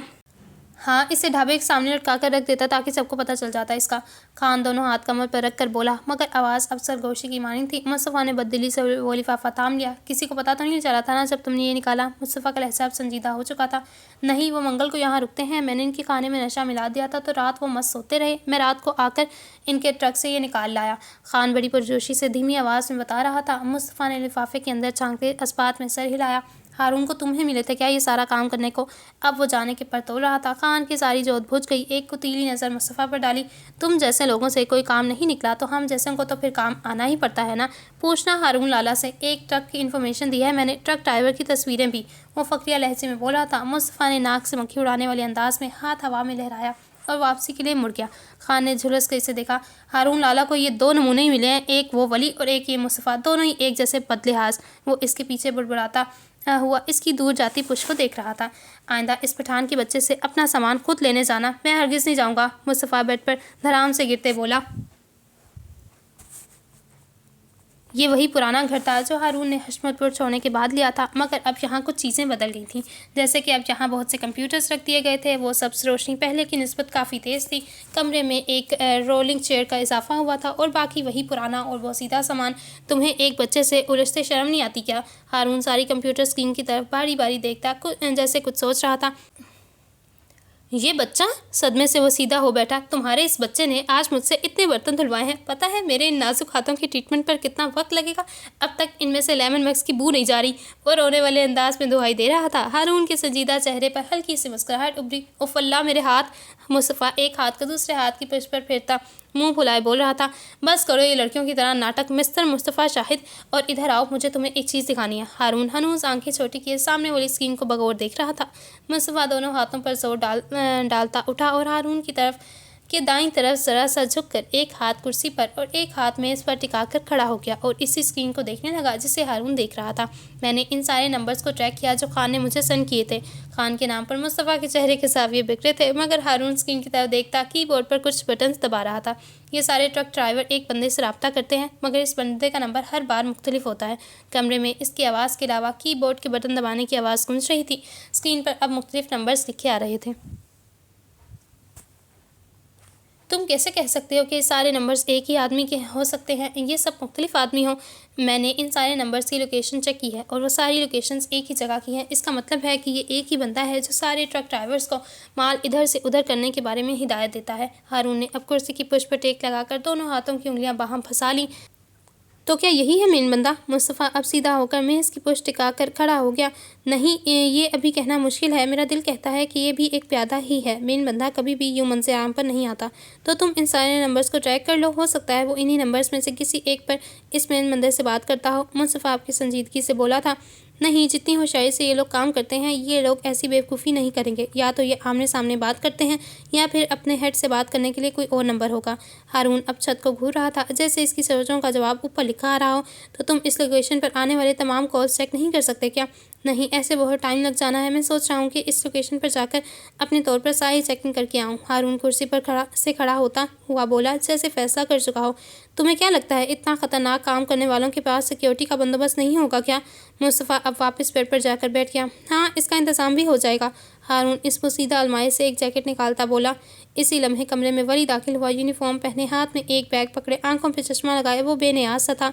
मुस्तफ़ा इसे देखकर जी भर कर बदमज़ा हुआ था। आज सब वही लोग क्यों मिल रहे थे जिससे इसे उलझन थी? पहले वो खान और अब ये। हाँ, तो फिर तैयार हो हारून? मुस्तफ़ा को नज़रअंदाज करता वो बैग से कपड़े निकालता बोला। हाँ, बस तुम चेंज कर लो, मैं और मुस्तफ़ा तुम्हारा नीचे गाड़ी में इंतज़ार कर रहे हैं। अलमारी में से एक गन निकाल कर इसे लोड करते हुए हारून ने एक नज़र वली को देखा। क्या मतलब, ये भी हमारे साथ जाएगा? मुस्तफ़ा और वली दोनों एक साथ एक दूसरे की तरफ इशारा करते एक साथ बोले। हारून ने अबरूज खाकर दोनों की तरफ देखा। अपने इख्तिलाफ अपने तक रखो, मुझे तुम दोनों की ज़रूरत है। ज़रूरत पर जोर डालते वो बोला और बाहर की तरफ चल दिया। वली ने बेजार नज़र सामने बैठे मुस्तफ़ा पर डाली। मुस्तफ़ा ने इसी के अंदाज़ में बच्चों की तरह नाक चढ़ाया। वली इसके इस अंदाज़ पर फ़ौरन वॉशरूम में घुस गया। मुबादा वो इसके चेहरे पर आने वाली मुस्कुराहट ना देख ले। मुस्तफ़ा इसके जाते ही बाहर की तरफ कदम बढ़ाने लगा तो एकदम वो पार्सल याद आया जिसे वो खान से बर्तन धोने की इवज़ ले आया था और हारून ने इसे देखा तक नहीं था। झपटने के से अंदाज में इसने वो पार्सल पकड़ा और बाहर निकल गया। इसके पीछे ही वली बाहर आ गया। इन दोनों को इस तंग गली से निकलता देखा हारून ने गाड़ी स्टार्ट कर ली। मुस्तफ़ा पिछली तरफ का दरवाज़ा खोलकर बैठा और ज़ोर से दरवाज़ा बंद किया। वली हारून की तरफ आगे बैठ गया। तुम्हें ये पार्सल नहीं चाहिए था तो मंगवाया ही क्यों? ओहो, दिमाग से निकल गया, लाओ दो। हारून ने हाथ बढ़ाकर वो पार्सल थाम लिया। अब वो एहतियात से इसे खोल रहा था। कवर उतार कर अंदर से एक डिब्बा निकला। हारून ने इस डिब्बे को खोला तो अंदर एक नीले रंग का खरगोश नुमा टेडी था। मुस्तफ़ा जो पीछे बैठा था जिससे सारी कार्रवाई देख रहा था, बदमज़ा होकर पुश से टेक लगा ली। ये लोग खिलौने में ड्रग्स सप्लाई करते हैं, वली अबरूज खाकर बोला। हारून इसे उलट पुलट कर बहुत गौर से देख रहा था। तभी कुछ महसूस होने पर इसने अपनी जैकेट की जेब से पॉकेट नाइफ निकाला और इस खरगोश के पेट में गाड़ दिया और एहतियात से इसे चीरने लगा। वली गौर से इसकी सारी कार्रवाई देख रहा था। हारून ने अब इसकी रुई निकाल कर अंदर से एक हाथ लंबा शीशे का जार बना जिसमें पानी नुमा कुछ तैर रहा था। या अल्लाह, ये लोग! वली के अल्फाज मुंह में ही दम तोड़ गए। मुस्तफ़ा इसकी हैरान आवाज़ पर आगे हो बैठा और जो इसने देखा इसने मुस्तफ़ा की कुव्वत गुआई सलब कर ली। हारून के हाथ में इस शीशे का जार में एक छोटा सा दिल पीले से पानी में तैर रहा था। गाड़ी में बैठे तीनों नफूस खामोश थे, किसी के पास कहने को कुछ नहीं था। ये लोग बच्चों के ऑर्गन सप्लाई कर रहे हैं। आखिरकार मुस्तफ़ा ने खामोशी को तोड़ा। हारून ने इस शीशे के जार को आहिस्ता से वापस इसी डब्बे में रखा। ये लोग इंसान नहीं, वहशी दरिंदे हैं। इसकी आंखों में अब गुस्सा रकम था। ہارون مجھے تم سے کچھ کہنا ہے، ولی نے ہمت کر کے کہنے کی کوشش کی۔ مصطفیٰ ابھی تک صدمے میں تھا، کوئی بچوں کے ساتھ ایسا کیسے کر سکتا ہے؟ ہارون نے ولی کی طرف دیکھا، اس کی آنکھیں ضبط سے سرخ ہو رہی تھیں۔ ہم جہاں جا رہے تھے فی الوقت کے لیے اسے ڈیلے کر دو اور ابھی اسی وقت میرے گھر چلو، مجھے لگتا ہے تمہیں کچھ جاننے کی ضرورت ہے، ولی نے اس سے نظریں چرا کر کہا تھا۔ ہارون نے الجھن سے اسے دیکھا۔ کچھ مت پوچھو، لیکن اسی وقت گاڑی میرے گھر کی طرف لے چلو، تمہیں سب سمجھ لگ جائے گی۔ ولی نے اب موبائل نکال کر کچھ ٹائپ کرنا شروع کر دیا۔ ہارون نے ضبط سے اسٹیئرنگ پر اپنی گرفت مضبوط کر دی، ایکسیلیٹر پر دباؤ بڑھا دیا اور گاڑی کو آگے بڑھا دیا۔ کچھ دیر بعد وہ لوگ شہر بانو کے سامنے بیٹھے تھے۔ اتنے سالوں بعد کیسے یاد کیا مجھے؟ شہر بانو سلیقے سے دوپٹہ سر پر جمائے سفید شلوار قمیص میں نہایت نفیس لگ رہی تھی۔ مصطفیٰ ماحول سے بے پرواہ سے بیٹھا تھا۔ اس نے شہر بانو کو سلام کیا تھا اور تب سے چپ کا روزہ رکھا ہوا تھا۔ ہارون کے چہرے پر واضح بے چینی تھی اور ولی پر اسرار خاموشی سے شہر بانو کو دیکھ رہا تھا، جیسے آنکھوں سے ہی اسے ساری بات بتا دی ہو۔ ہم بس ضروری کام سے جا رہے تھے تو ولی نے کہا ہمیں آپ سے مل لینا چاہیے۔ رک کے ایک نظر ولی کو دیکھا، کیا کچھ ایسا ہے جو آپ کو معلوم ہے اور آپ کو لگتا ہے کہ مجھے بھی وہ معلوم ہونا چاہیے؟ وہ دونوں آمنے سامنے بیٹھے تھے، مگر بیچ میں گزرنے والے ماہوں سال آ چکے تھے۔ پہلے جیسی بے تکلفی نہیں تھی۔ ہاں کوئی شکایت دونوں طرف ہی نہیں تھی، مگر کچھ تھا جو پہلے جیسا بالکل نہیں تھا۔ مجھے لگتا ہمیں شہید کا انتظار کر لینا چاہیے۔ ایک نظر لاؤنج میں بیٹھے نفوس کو دیکھا اور جواب کا انتظار کیے بغیر وہ اب ایک کمرے کی طرف چلی گئی۔ ہارون نے ولی کو بہت ضبط سے دیکھا۔ حوصلہ رکھو، ولی نے مظلومانہ انداز میں کہا۔ کچھ کھانے کو نہیں ملے گا کیا؟ اب کہ مصطفیٰ قدرے اونچی آواز میں پہلی بار بولا تھا۔ ہاں وہ رہا کچن اور دائیں طرف فریج، جو تمہارا جی چاہے فریج میں موجود چیزوں سے بنا سکتے ہو۔ اسی کمرے سے نکلتی شہر بانو ہاتھ میں فائلز کا ایک پرندہ پکڑے ہاتھ کے اشارے سے کچن کی طرف اشارہ کرنے لگی۔ مصطفیٰ ان کے ہاتھ کے اشارے میں دیکھتا، بغیر کسی ہچکچاہٹ کے شکریہ کرتا کچن کی جانب چل دیا۔ ولی اس کی بے نیازی پر ٹلملا اٹھا تھا۔ کچھ دیر پہلے یہ ایسا تھا کہ زندگی میں کچھ بول نہیں پائے گا۔ یہ پچھلے 2.5 سال کا ورک ہے جو شہید نے کیا ہے، پروفز اینڈ ڈیٹیلز۔ ہارون نے ایک نظر شہر بانو کی فائلز تھامے ہاتھ کو دیکھا، بے داغ لمبی انگلیاں، نفاست سے کٹے ہوئے ناخن، بے اختیار اسے ایزل یاد آئی۔ کتنی مشابہت تھی شہر بانو اور ایزل میں! مگر جلدی سے خود کو سنبھالتے اس نے اب کی بار بغیر دیکھے وہ فائلز شہر بانو کے ہاتھ سے لے لی تھیں۔ باری باری وہ ایک ایک فائل کھول کر دیکھ رہا تھا۔ شہر بانو کے چہرے پر ایک سکون تھا اور ولی اتنا ہی بے سکون، جبکہ ہارون تجسس سے فائل میں لگے صفحوں کو آگے پیچھے کر رہا تھا۔ اس کا مطلب میں اور شہید انکل ایک ہی پروجیکٹ پر کام کر رہے ہیں، مگر فرق یہ ہے کہ ان کو پہلے سے پتا تھا کہ وہ ٹوائز ایکسپورٹ کے نام پر آرگن سپلائی کرتے ہیں اور مجھے یہ چیز آج پتہ چلی ہے۔ 15 منٹ کے بعد وہ قدر پرسکون آواز میں بولا۔ شہر بانو نے اس بات میں سر ہلا دیا، لیکن آپ کو پتہ چلا کہ اس کے پیچھے کون ہے؟ انداز بالکل لیا دیا سا تھا۔ اس وقت دروازہ کھلنے اور بند ہونے کی آواز آئی۔ سب کی نظریں داخلی دروازے کی طرف گئیں۔ شہید اپنی پولیس یونیفارم میں ملبوس ہاتھ میں کوئی پلاسٹک بیگ تھامے ہوئے چلا آ رہا تھا۔ لاؤنج میں بیٹھے افراد کو دیکھ کر مسکراہٹ گہری ہوئی، خاص طور پر ہارون کو۔ اور بھائی جنٹل مین کیسے ہو؟ ہارون ان کو دیکھ کر کھڑا ہوتا، ان سے گلے مل رہا تھا۔ وہ چاہ کر بھی شہید کی گرم جوشی پر مسکرائے بغیر نہ رہ سکا تھا۔ لبوں پر مسکراہٹ لیے وہ الگ ہوا۔ السلام علیکم۔ وعلیکم السلام۔ ہارون کو کندھے سے تھام کر ہلکا سے دبایا۔ کندھے تو بڑے مضبوط ہیں تمہارے۔ جی؟ ناسمجھی سے وہ باری باری تینوں کی طرف دیکھنے لگا۔ اسے یہ بے مقصد کمپلیمنٹ سمجھ نہیں آتا۔ چلو آؤ بیٹھ کر بات کرتے ہیں۔ ہارون اپنی جگہ پر اور شہید شہر بانو کے ساتھ بیٹھ گیا۔ کچن میں کون ہے؟ کچن سے آتی کھٹ پٹ کی آوازوں پر شہید نے تعجب سے پوچھا۔ اسی وقت مصطفیٰ ہاتھ میں ایک ڈش لیے نمودار ہوا۔ السلام علیکم۔ شہید کو دیکھ کر سلام جھاڑتے وہ واپس اپنی نشست پر بیٹھ گیا۔ شہید نے سوالیہ نظروں سے ولی کی طرف دیکھا۔ یہ مصطفیٰ ہے، ہارون کے مشن میں اس کی ہیلپ کرتا ہے۔ ولی سر سے بوجھ اتارنے والے انداز میں بولا۔ جی، اور میں ڈاکٹر ہوں، پلس ایک بزنس بھی رن کرتا ہوں، پلس میرا ایک اپنا کلوتھنگ برانڈ بھی ہے۔ شہید کی طرف دیکھتے وہ میکرونی کا ایک چمچ منہ میں ڈالتے ہوئے بولا۔ ولی نے حیرانی سے اس کی طرف دیکھا۔ وہ آدھے گھنٹے میں میکرونی بنا کر بھی لے آیا تھا۔ ویری گڈ، لیکن اتنا سب کچھ ایک ساتھ ہینڈل کیسے کرتے ہیں آپ؟ شہید اب کی ستائش سے بولا۔ میرا خیال ہے ہم اس ٹاپک کی طرف آتے ہیں۔ ہارون نے اب مصطفیٰ کی ایک لمبی داستان سے بچنے کی خاطر بولا۔ ہاں نو پرابلم۔ مسکرا کر وہ ہارون کی طرف متوجہ ہوا۔ مصطفیٰ جو کچھ کہنے کی خاطر لب کھولنے ہی والا تھا، میکرونی کو منہ میں ڈال کر چپ ہو گیا۔ میں یہ سارا کیس ریڈ کر چکا ہوں، لیکن آپ نے ان کے ہیڈ کی کوئی ڈیٹیل نہیں لکھی، اور دوسری بات یہ کہ آپ کو یہ کیس آفیشلی نہیں ملا، تو پھر آپ کیوں اتنے سال سے اس کو اسٹڈی کر رہے ہیں؟ شہر بانو اب مکمل خاموشی کے ساتھ ان دونوں کو سن رہی تھی۔ مصطفیٰ انداز بے نیازی سے کھا رہا تھا اور ولی کی توجہ صرف اور صرف ہارون کی تاثرات پر تھی۔ ان کا ہیڈ بہت چالاک ہے، وہ خود کبھی منصب عام پر نہیں آتا، حتیٰ کہ یہ جو ایکسپورٹ کمپنی ہے اس کا مالک بھی بس ایک کٹ پتلی کی طرح ہے، اس لیے اس تک پہنچنے میں بہت محنت لگے گی۔ دوسری بات کا جواب یہ کہ آج سے 2.5 سال پہلے میں اس کے ہیڈ تک پہنچ گیا تھا، مگر میرے پاس ثبوت نہیں تھے، اس لیے میں وہ جمع کرنے لگا۔ اور ٹھہرے ہوئے لہجے میں بول رہا تھا، ماحول پر ان کی شخصیت کا رعب چھا رہا تھا۔ مطلب آپ کو پہلے ان کا ہیڈ ملا، پھر آپ نے تحقیق شروع کی؟ ہارون اب کی بار حیرت انگیز لہجے میں بولا، اور ہم نے پہلے تحقیق کی اور ابھی تک ہیڈ تک ہی نہیں پہنچے۔ مصطفیٰ ہلکی سی استہزائیہ مسکراہٹ سے بولا۔ شہیر اس کی بات پر ہلکا سا ہنس دیے۔ تو کون ہے اس کا ہیڈ؟ ہارون کے لہجے میں بے چینی واضح تھی۔ شہیر نے ایک نظر شہربانوں کی طرف دیکھا، آنکھوں ہی آنکھوں میں پوچھا، کیا مجھے بتانا چاہیے؟ شہربانوں نے آنکھیں بند کر کے گویا رضامندی دی۔ ولی نے مسلسل ہارون کی طرف دیکھ رہا تھا، اسے بے اختیار اس پر ترس آیا۔ شہیر کی آنکھوں میں ترہم ابھر آیا تھا، یقیناً وہ ہارون کو اس کی زندگی کی سب سے بڑی ٹریجڈی سے آگاہ کرنے جا رہے تھے۔ اس گروہ کی سرگنا کا نام امتیاز احمد ہے۔ بہت مشکل کے ساتھ انہوں نے الفاظ ادا کیے تھے۔ ہارون کی آنکھوں میں نہ سمجھی ابھری۔ مصطفیٰ کا ہاتھ کھانے سے رک چکا تھا۔ کیا مطلب؟ باری باری شہیر اور شہربانوں کی طرف دیکھتا۔ اب کی بار اس کی آنکھوں میں بے چینی، التجا بھی تھی۔ شاید جو اس نے سوچا وہ نہ ہو، شاید وہ زیادہ سوچ رہا ہو۔ تمہارا باپ آرگن سپلائی مافیا کا ہیڈ ہے پچھلے 8 سال سے، شہیر نے اب کی بار ذرا بلند آواز میں کہا۔ نظریں ہارون کی طرف اٹھ نہیں رہی تھیں، سب ایک دوسرے سے نظریں چرا رہے تھے سوائے ولی کے۔ وہ مسلسل ہارون کے چہرے کے اتار چڑھاؤ دیکھ رہا تھا، وہ اس کا رد عمل سوچ رہا تھا، اس کی حوصلہ دینے کے لیے الفاظ جمع کر رہا تھا۔ شہیر کے الفاظ ہارون کے کانوں میں گونج رہے تھے۔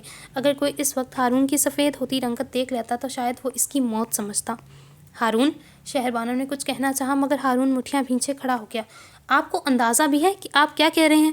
ہارون کی آواز نہ چاہتے ہوئے بھی بلند ہوئی تھی۔ شہیر نے ایک نگاہ شہربانوں پر ڈالی۔ ہارون، تمہیں لگتا ہے اتنی بڑی بات ہم تم سے مذاق میں کہہ رہے ہیں؟ شہربانوں کی آواز بھی بلند ہوئی۔ آپ کو اندازہ ہے جس کے بارے میں آپ بات کریں وہ میرا باپ ہے؟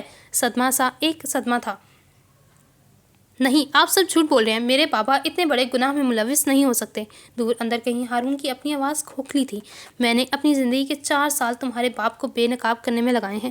4 انگلیوں کے کھڑا کر کے ہارون کے چہرے کے سامنے لہرایا۔ ان 4 سالوں میں اپنی بیوی، اپنے گھر کو صحیح طرح سے ٹائم نہیں دے پایا، کسی اور وقت کی طرف توجہ نہیں دے پایا، اور تمہیں لگ رہا ہے کہ میں ادھر تم سے جھوٹ بولنے کے لیے آیا ہوں؟ شہیر کی آواز بلند نہیں تھی مگر لہجہ مضبوط تھا، ایک ایک لفظ ان کی سچائی کی گواہی دے رہا تھا۔ ایسا نہیں ہو سکتا۔ اب کی بار ہارون کو اپنا لہجہ ہی کمزور لگا، آنکھوں میں ہلکی سی نمی چمکی تھی۔ جس شخص پر آپ الزام لگا رہے ہیں وہ میرا باپ ہے۔ سینے پر شہادت کی انگلی سے دستک دیتا وہ کھڑا ہوا تھا۔ کیسے آپ اتنی بڑی بات ان کے بارے میں کہہ سکتے ہیں؟ اس کا تمہارے باپ ہونے سے حقیقت نہیں بدل جائے گی، کیپٹن ہارون احمد۔ شہیر اب کی بار پہلے سے بلند آواز میں بولے تھے۔ ہارون ایک ہاتھ بالوں میں پھیرتا بے بسی سے مڑا۔ ہارون، ولی کچھ کہنے کے لیے اٹھا۔ ہارون بغیر سنے تیزی سے تقریباً بھاگتا ہوا بیرونی دروازے کی جانب گیا۔ شہیر نے ترہم سے اس کی طرف دیکھا۔ اس کے لیے غم پروسیس کرنا آسان نہیں ہوگا۔ وہ اسی رستے کی طرف دیکھ رہے تھے جہاں سے ابھی ہارون گیا تھا۔ وہ نہایت قابل اور اپنی جاب کے ساتھ وفادار لڑکا ہے، مشکل ہی صحیح مگر مجھے اس پر یقین ہے وہ خود کو سنبھال لے گا۔ شہربانو کلام میں گھٹتی بولی۔ مصطفیٰ تب سے خاموش بیٹھا تھا، ہاتھ میں پکڑی میکرونی اب ٹھنڈی بدمزہ ہو چکی تھی۔ ہارون ولی کی گھر سے باہر نکلتا سیدھا اپنی گاڑی کی طرف آیا۔ گاڑی میں بیٹھ کر اسی تیزی سے گاڑی ریورس کی اور سناٹے سے بھگا لے گیا۔ اس کے پیچھے دروازے سے نکلتے ولی نے اسے آواز دے کر روکنا چاہا مگر بے سود۔ وہ جانتا تھا ہارون احمد اس وقت کہاں جا سکتا تھا۔ ولی اپنی بائک کی طرف آیا اور سٹارٹ کرتے ہارون کی طرف بھگا لے گیا۔ پیچھے مصطفیٰ نے باری باری دونوں کو جاتے دیکھا تھا۔ تقریباً آدھے گھنٹے کی ڈرائیو کے بعد ایک جگہ پہنچ کر ہارون نے ایک جھٹکے سے گاڑی روکی، دروازہ کھول کر باہر آیا۔ اطراف میں بس درخت ہی درخت کے اونچے گھنے درخت جن کی شاخیں اوپر جا کر آپ میں مل کر ایک کینوس سی بنا رہی تھیں۔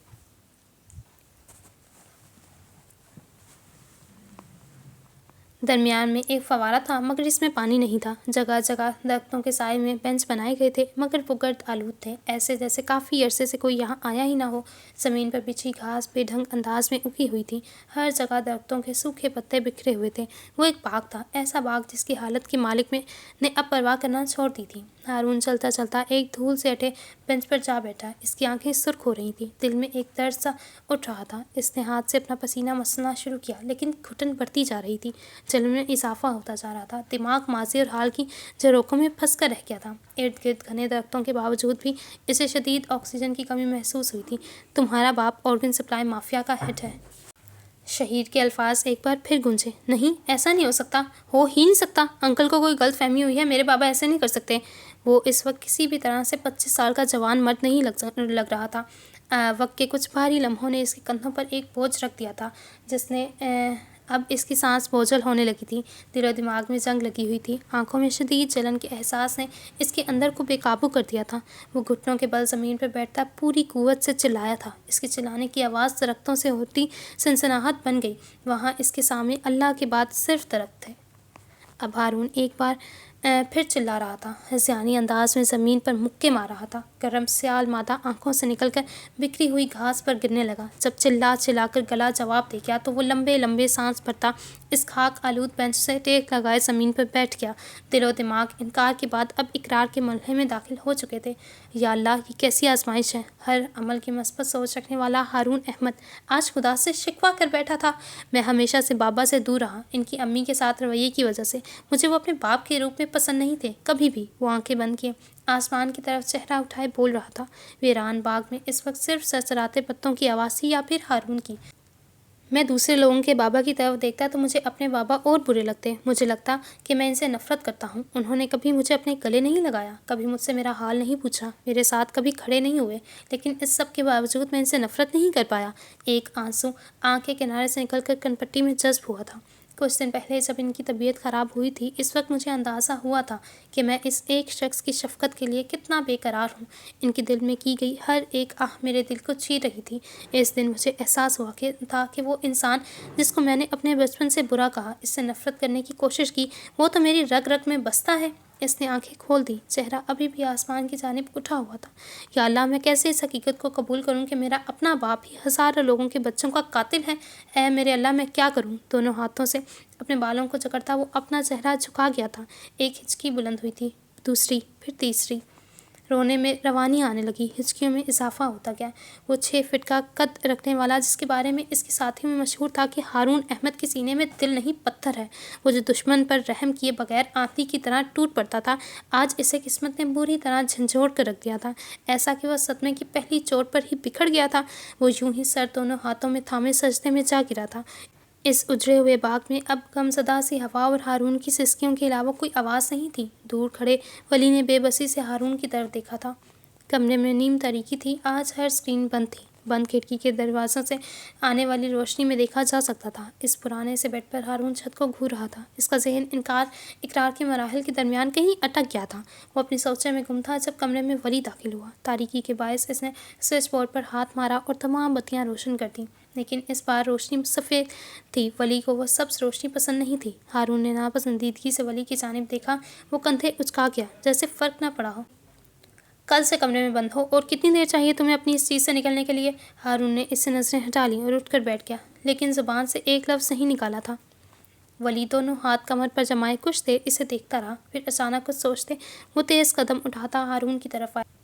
غصے سے اس کا ہاتھ تھام کر ایک جھٹکے سے اسے کھڑا کیا، پیچھے کمپیوٹر اسکرین کے سامنے پڑی کرسی کو دوسرے ہاتھ سے کھینچا اور ہارون کو بیٹھنے کا اشارہ کیا۔ ہارون ڈھیلے کندھوں کے ساتھ بیٹھ گیا، خود سامنے کچھ فاصلے پر پڑے ٹیبل پر بیٹھ گیا۔ مجھے بتاؤ، اس وقت تمہارے ذہن میں کیا چل رہا ہے؟ کڑک سے انداز میں پوچھتا وہ اپنی سرمئی آنکھوں سے ہارون کو دیکھ رہا تھا۔ ہارون نے ایک سانس بھری۔ مجھے کچھ سمجھ نہیں آ رہا، دماغ اور دل کی جنگ میں پھنس گیا ہوں میں۔ ایک طرف میرا باپ ہے جس نے کبھی مجھ سے محبت نہیں کی، دل میں ایک ہلکی سی ضرب لگی تھی، آواز میں ہلکی سی لغزش آئی تھی، لیکن پھر بھی وہ مجھے جان سے عزیز ہے۔ اور دوسری طرف میرا فرض، ہارون ولی کی طرف نہیں دیکھ رہا تھا، پیچھے دیوار کو دیکھ رہا تھا۔ مسئلہ یہ نہیں ہارون، تم مجھے وہ بات بتاؤ جو تمہارے دل میں ہے۔ ہارون نے دیوار سے نظریں ہٹا کر ولی کی جانب دیکھا، اچنبھے سے، پھر ولی کے چہرے کے تاثرات سے صاف ظاہر تھا کہ وہ آج اس کے اندر کی بات جان کر ہی ٹلے گا۔ ہارون نے ہار ماننے والے انداز میں بولنا شروع کیا، میں نے کل ہی اس بات کو تسلیم کر لیا تھا کہ میرا باپ مجرم ہے۔ گلے میں گلٹی ابھر کر معدوم ہوئی تھی، لیکن یہ خیال مجھے دہلا رہا ہے کہ میں بھی تو آخر انہی کا خون ہوں نا۔ اگر ان کا شر مجھ میں آ گیا تو میں کہاں جاؤں گا ولی؟ میں اپنے رب کا سامنا کیسے کروں گا؟ اب کی بار ہارون کی آواز میں بے چارگی تھی۔ ولی کے تاثرات نرم پڑے۔ مجھے یہ سوچ جینے نہیں دے رہی ولی کہ میری رگوں میں ایک مجرم کا خون ہے، ہزاروں بچوں کے قاتل کا۔ اپنی ہاتھ کی ہتھیلی کی طرف دیکھتا وہ سب سے کہہ رہا تھا، آخر کیسے ہو سکتا ہے کہ باپ مجرم ہو اور بیٹا؟ جب باپ میں اتنا شر ہے تو پھر بیٹے میں کیوں نہیں ہوگا؟ اب کی بار آواز میں نمی تھی۔ کیسا لگتا ہے جب باپ قاتل ہو؟ انسان کو اپنے آپ پر شک سا ہونے لگتا ہے، اپنا وجود بے معنی لگنے لگتا ہے، اپنی عبادتیں ریاضتیں سایہ ہوتی محسوس ہوتی ہیں۔ تمہیں پتہ ہے ہارون، ولی نے نرمی سے کہنا شروع کیا۔ نظریں ہارون کے چہرے کی طرف مرکوز تھیں۔ میں اکثر سوچتا ہوں کہ نوح علیہ السلام نے جب اپنے بیٹے سے کہا کہ آ جاؤ، کشتی میں سوار ہو جاؤ اور گمراہ ہونے والوں میں سے نہ ہونا، تو اس نے کہا میں اس پہاڑ پر چڑھ جاؤں گا اور بچ جاؤں گا، لیکن ابھی وہ ایسا کہہ ہی رہا تھا کہ لہر آئی اور اسے ڈبو لے گئی۔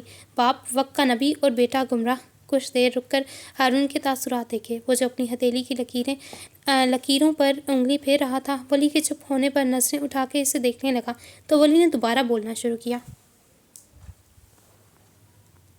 پھر ابراہیم علیہ السلام نے اپنے باپ کو کہا کہ گمراہی سے نکل آؤ، بے شک مجھے ہدایت مل گئی ہے تو میری پیروی کرو تاکہ ہدایت پالو۔ مگر ابراہیم علیہ السلام کا باپ اتنا سرکش تھا کہ اپنے ہی بیٹے کو آگ میں ڈلوانے کے لیے تیار ہو گیا۔ بیٹا وقت کا نبی اور باپ گمراہ۔ ایک لمبا سانس بھرتا وہ اٹھ کھڑا ہوا۔ میں سوچتا ہوں، قدم کھڑکی کی جانب اٹھ رہے ہیں، اگر ہدایت دینا کسی انسان کے ہاتھ میں ہوتا تو اس کو ہدایت دے دیتا، لیکن یہ انسان کے پاس نہیں ہے۔ ہدایت کا اختیار صرف اللہ کو ہے۔ کھڑکی کے قریب پہنچ کر پلٹ کر ہارون کی طرف دیکھا۔ وہ گردن جھکائے اپنی ہتھیلی کو ہی دیکھ رہا تھا۔ ہر انسان کا اپنا شر ہے ہارون، اور اپنی خیر۔ انسان جس کے لیے کوشش کرتا ہے اللہ اس کو وہی عطا کرتا ہے۔ تمہارے بابا نے شر کو منتخب کیا اور تم نے خیر کو۔ تمہاری رگوں میں جو بھی خون ہو، یہ تمہاری ہدایت کا باعث نہیں بنتا۔ تمہاری ہدایت تمہیں تمہاری روح کی وجہ سے ملتی ہے، روح جو اللہ عطا کرتا ہے۔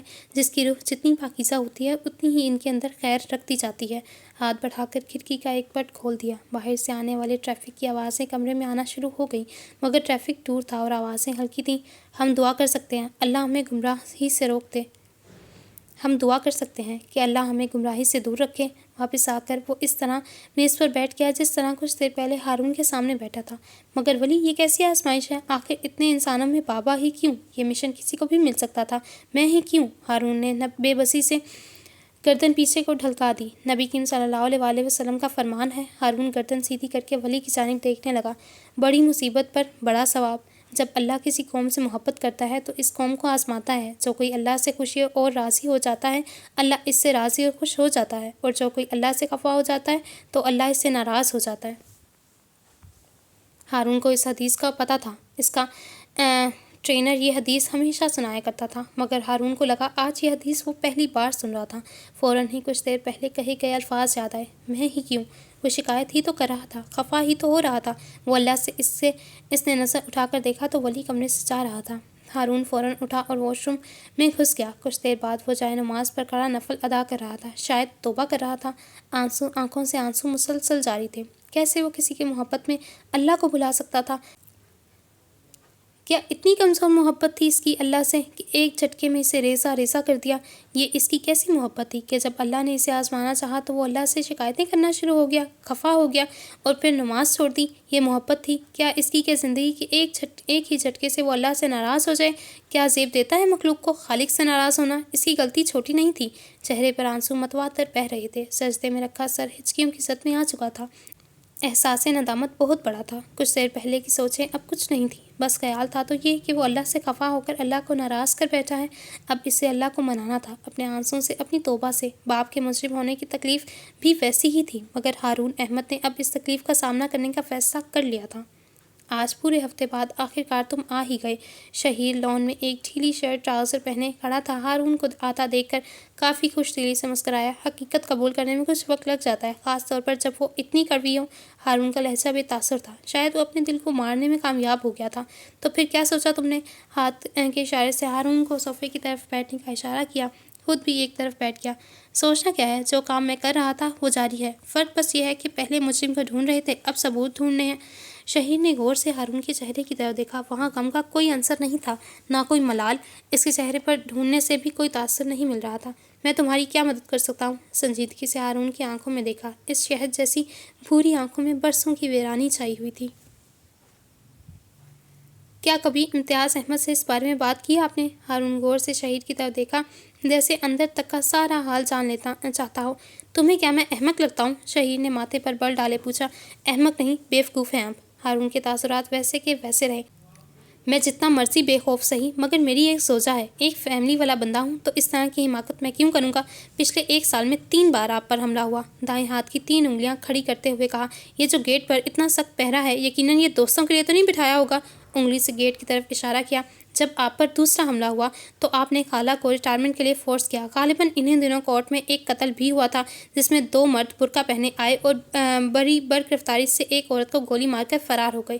شہیر کے چہرے کے زاویے اب بگڑنے لگے تھے۔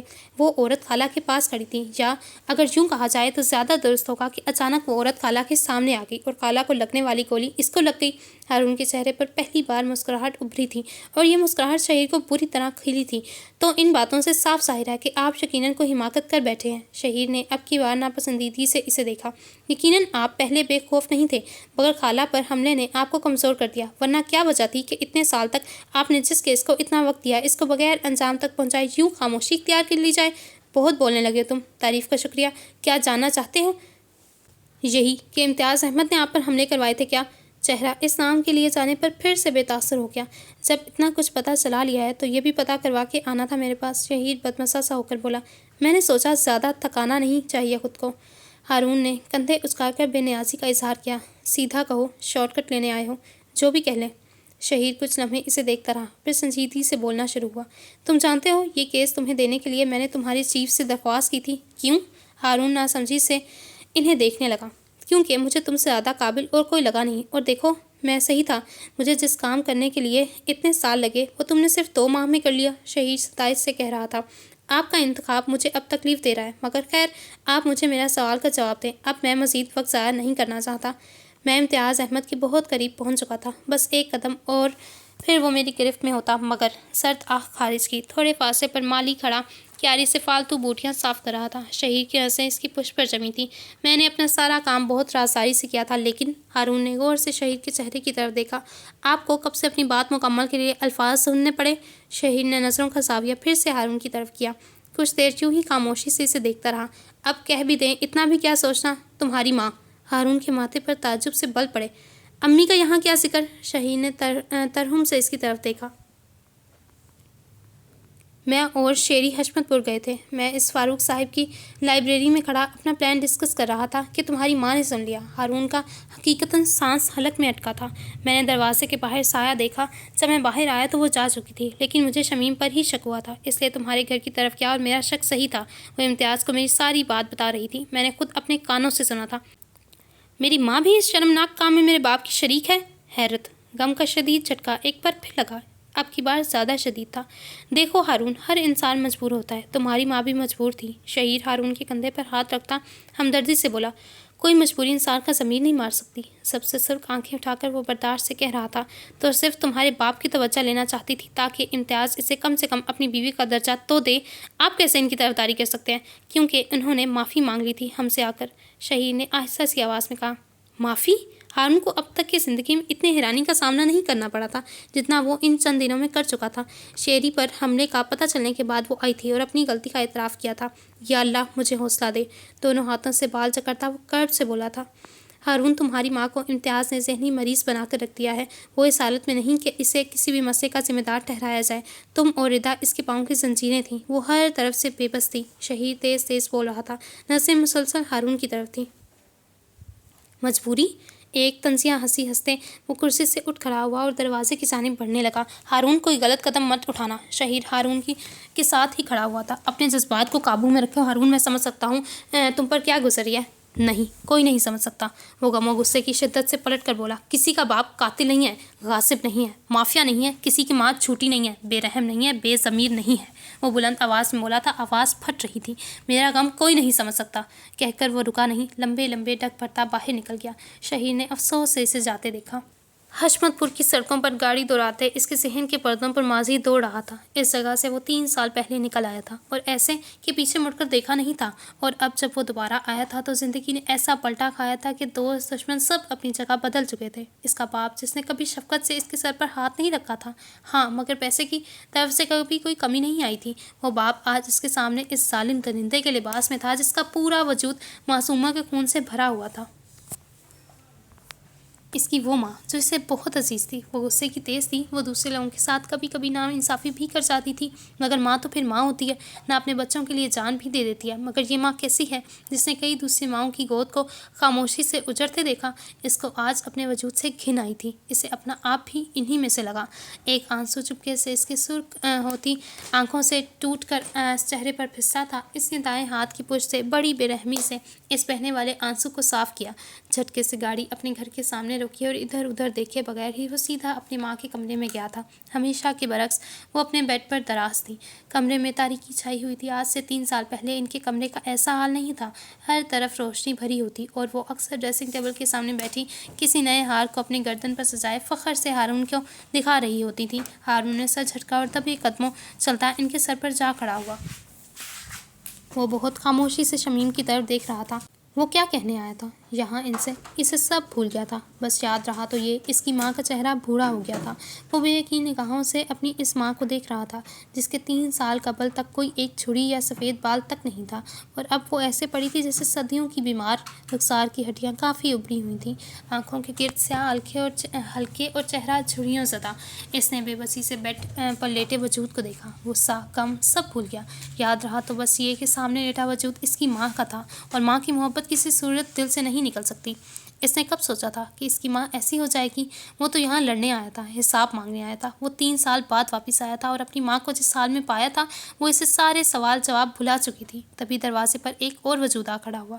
ہارون کی ہمت بھی نہ ہو سکی کہ اب وہ نظر اٹھا کر آنے والے کی طرف دیکھ سکے۔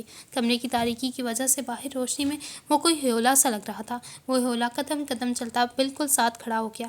بہت خاموشی سے وہ بھی شمیم کو دیکھنے لگا، اسی طرح جیسے ہارون دیکھ رہا تھا، مگر ہلکی سی ترہم بھری مسکراہٹ کے ساتھ۔ ہارون نے ہاتھ بڑھا کر شمیم کا ہاتھ پکڑنا چاہا تو اس نے فوراً ہارون کا ہاتھ تھام کر روک دیا اور سرگوشی نما آواز میں کہا، آج ان کو دوبارہ اینگزائٹی اٹیک آ چکا ہے، ابھی نیند کی گولیوں کی زیر اثر سو رہی ہیں، جاگ گئی تو طبیعت خراب ہو جائے گی ان کی۔ ہارون نے گردن موڑ کر اس کی طرف دیکھا۔ وہ ہارون کو ہی دیکھ رہی تھی۔ ردا، اس کی معصوم بہن۔ ہارون نے کچھ کہنے کے لیے لب کھولے، لیکن الفاظ لبوں پر ہی آ کر تھم گئے۔ بیچ میں 3 سال آ گئے تھے۔ وہ خاموشی سے باہر کی طرف بڑھ رہا تھا۔ ردا ایک نظر بیڈ پر ہر چیز سے بے نیاز وجود کو سوتے ہوئے دیکھ کر ہارون کے پیچھے آ گئی۔ آ جاؤ ہارون، اب 3 سال کا فیصلہ طے کر کے آ ہی گئے ہو تو کچھ دیر بیٹھ جاؤ، عجیب سے لہجے میں کہتی۔ وہ ردا بہت عجیب لگی تھی، لیکن وہ خاموشی سے اس کے پیچھے آ گیا۔ وہ دونوں اس کمرے میں موجود تھے جو 3 سال قبل ہارون کے زیر استعمال تھا۔ تم جانتے ہو ہارون، تمہارے جانے کے بعد امی نے تمہاری ساری چیزیں ویسے ہی رکھیں جیسی تم رکھتے تھے۔ کمرے میں ارد گرد نظریں گھما کر دیکھا تو واقعی ہارون نے اپنی ہر چیز جگہ پر دیکھی تھی۔ خاموشی سے سر جھکا لیا۔ وہ دونوں ایک دوسرے کے سامنے بیٹھے تھے۔ ردا نے اب تک اس کے آنے پر خوشی کا اظہار نہیں کیا تھا۔ ایک بار بھی تم نے پلٹ کر نہیں دیکھا ہارون، ردا یاسیت سے کہہ رہی تھی۔ ہارون نے سر نہیں اٹھایا۔ ایک بار بھی یہ دیکھنے نہیں آئے کہ ماں بہن زندہ ہے یا مر گئی، کن حالات میں ہے؟ کیا ہمارے جرم اتنے بڑے تھے ہارون کہ تم نے ایک بار بھی ہمارے لیے واپس آنا ضروری نہیں سمجھا؟ اس طرح گئے جیسے دفن ہی کر دیا ہمیں۔ ردا کی آواز میں نمی گھلنے لگی تھی۔ بلکہ دفنا دینے والے بھی کبھی کبھی قبر پر پانی ڈالنے آ جاتے ہیں۔ تم نے تو ہارون ہمارے وجود کا ہی انکار کر دیا۔ ایک آنسو ٹوٹ کر ردا کو سانولے گال پر پھسلا تھا۔ ہارون ادھر جواب مانگنے آیا تھا، حساب لینے آیا تھا، مگر اب وہ خود کو کٹہرے میں دیکھ رہا تھا۔ ردا، مجھے کبھی علم نہیں ہو سکا کہ بات کبھی اتنی بڑھ سکتی ہے۔ میں تو اپنی جاب میں اتنا مصروف ہو گیا کہ مجھے خود تک کا ہوش نہیں رہا۔ ہارون نے وضاحت دینے کی کوشش کی تھی، مگر ردا کی آنکھوں پر ابھرنے والا تصور اس کو باور کروا گیا تھا کہ اس کے جرم کے لیے یہ ناکافی ہوگی۔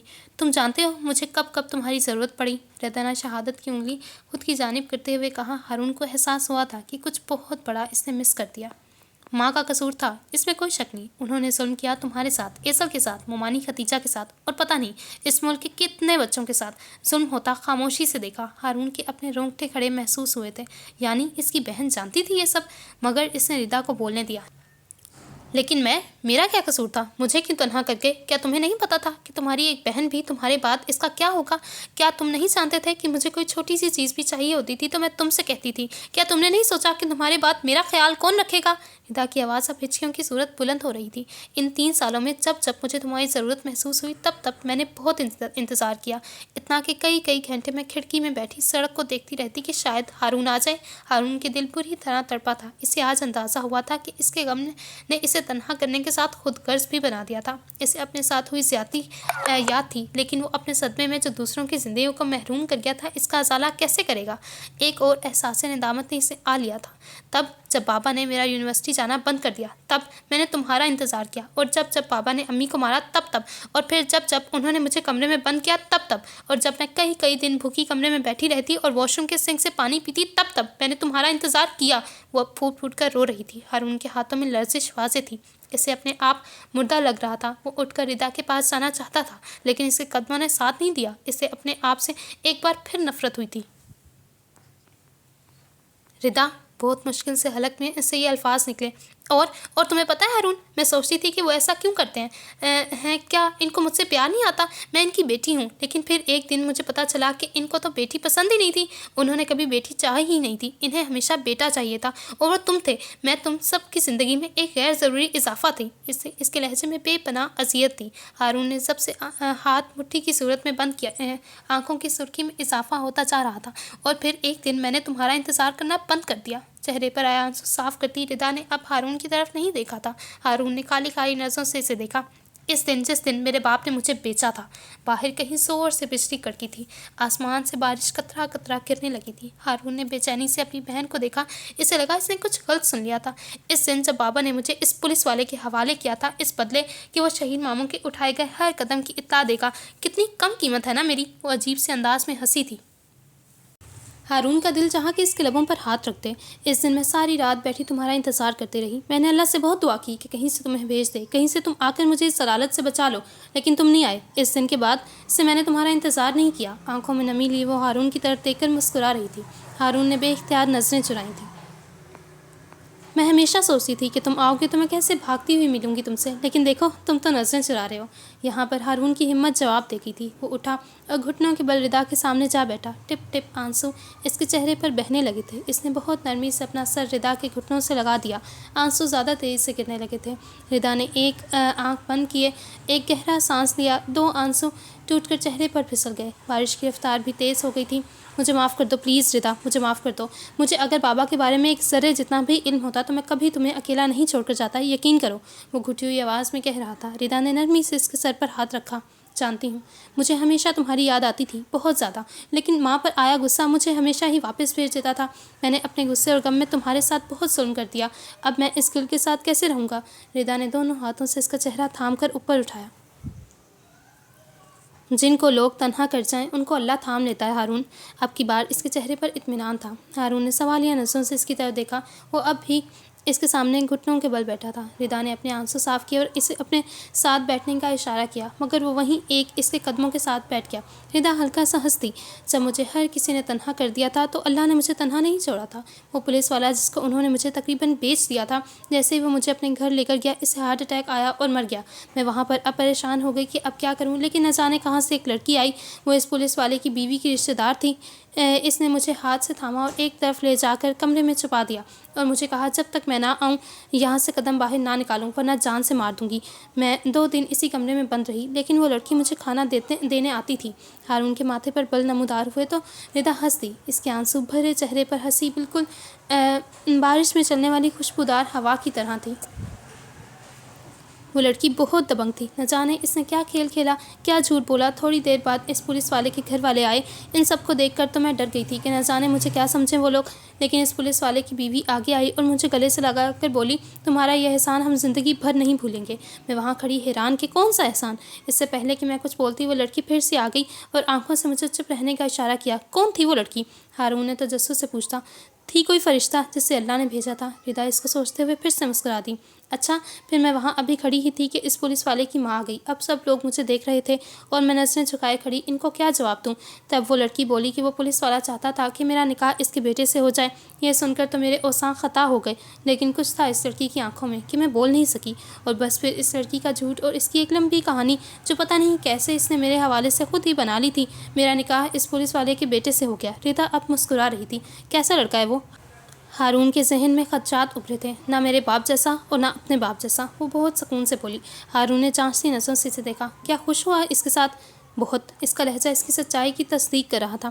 اسے میں نے سب بتا دیا تھا اپنے بارے میں، اس کے باپ کے بارے میں۔ وہ سب جاننے کے بعد تو وہ اور نرمی سے پیش آتا ہے مجھ سے، شاید اپنے باپ کے جرم کا کفارہ، مگر جو بھی ہے وہ بہت نیک انسان ہے۔ ردا کی آنکھیں پہلی بار چمکی تھیں۔ ہارون کو پہلی بار سکون محسوس ہوا تھا۔ تبھی ایک چھوٹا سا بچہ بمشکل قدم اٹھاتا کمرے میں داخل ہوا۔ اس کے پیچھے ہی ملازمہ بھی اندر آئی، جسے ردا نے ہاتھ کے اشارے سے واپس بھیج دیا۔ یہ دیکھو ہارون، تمہارا بھانجا۔ بھرے بھرے گالوں والے بچے کو گود میں بٹھاتی وہ ہارون کو دکھا رہی تھی۔ ہارون نے خوشگوار حیرت سے دیکھا اور پھر اسے ردا کے ہاتھوں سے لے کر اپنی گود میں بٹھا لیا۔ وہ بچہ ہارون کے سخت ہاتھوں میں آ کر بے چین ہوا تو فوراً ہی ہارون نے اس پر گرفت ڈھیلی کر دی۔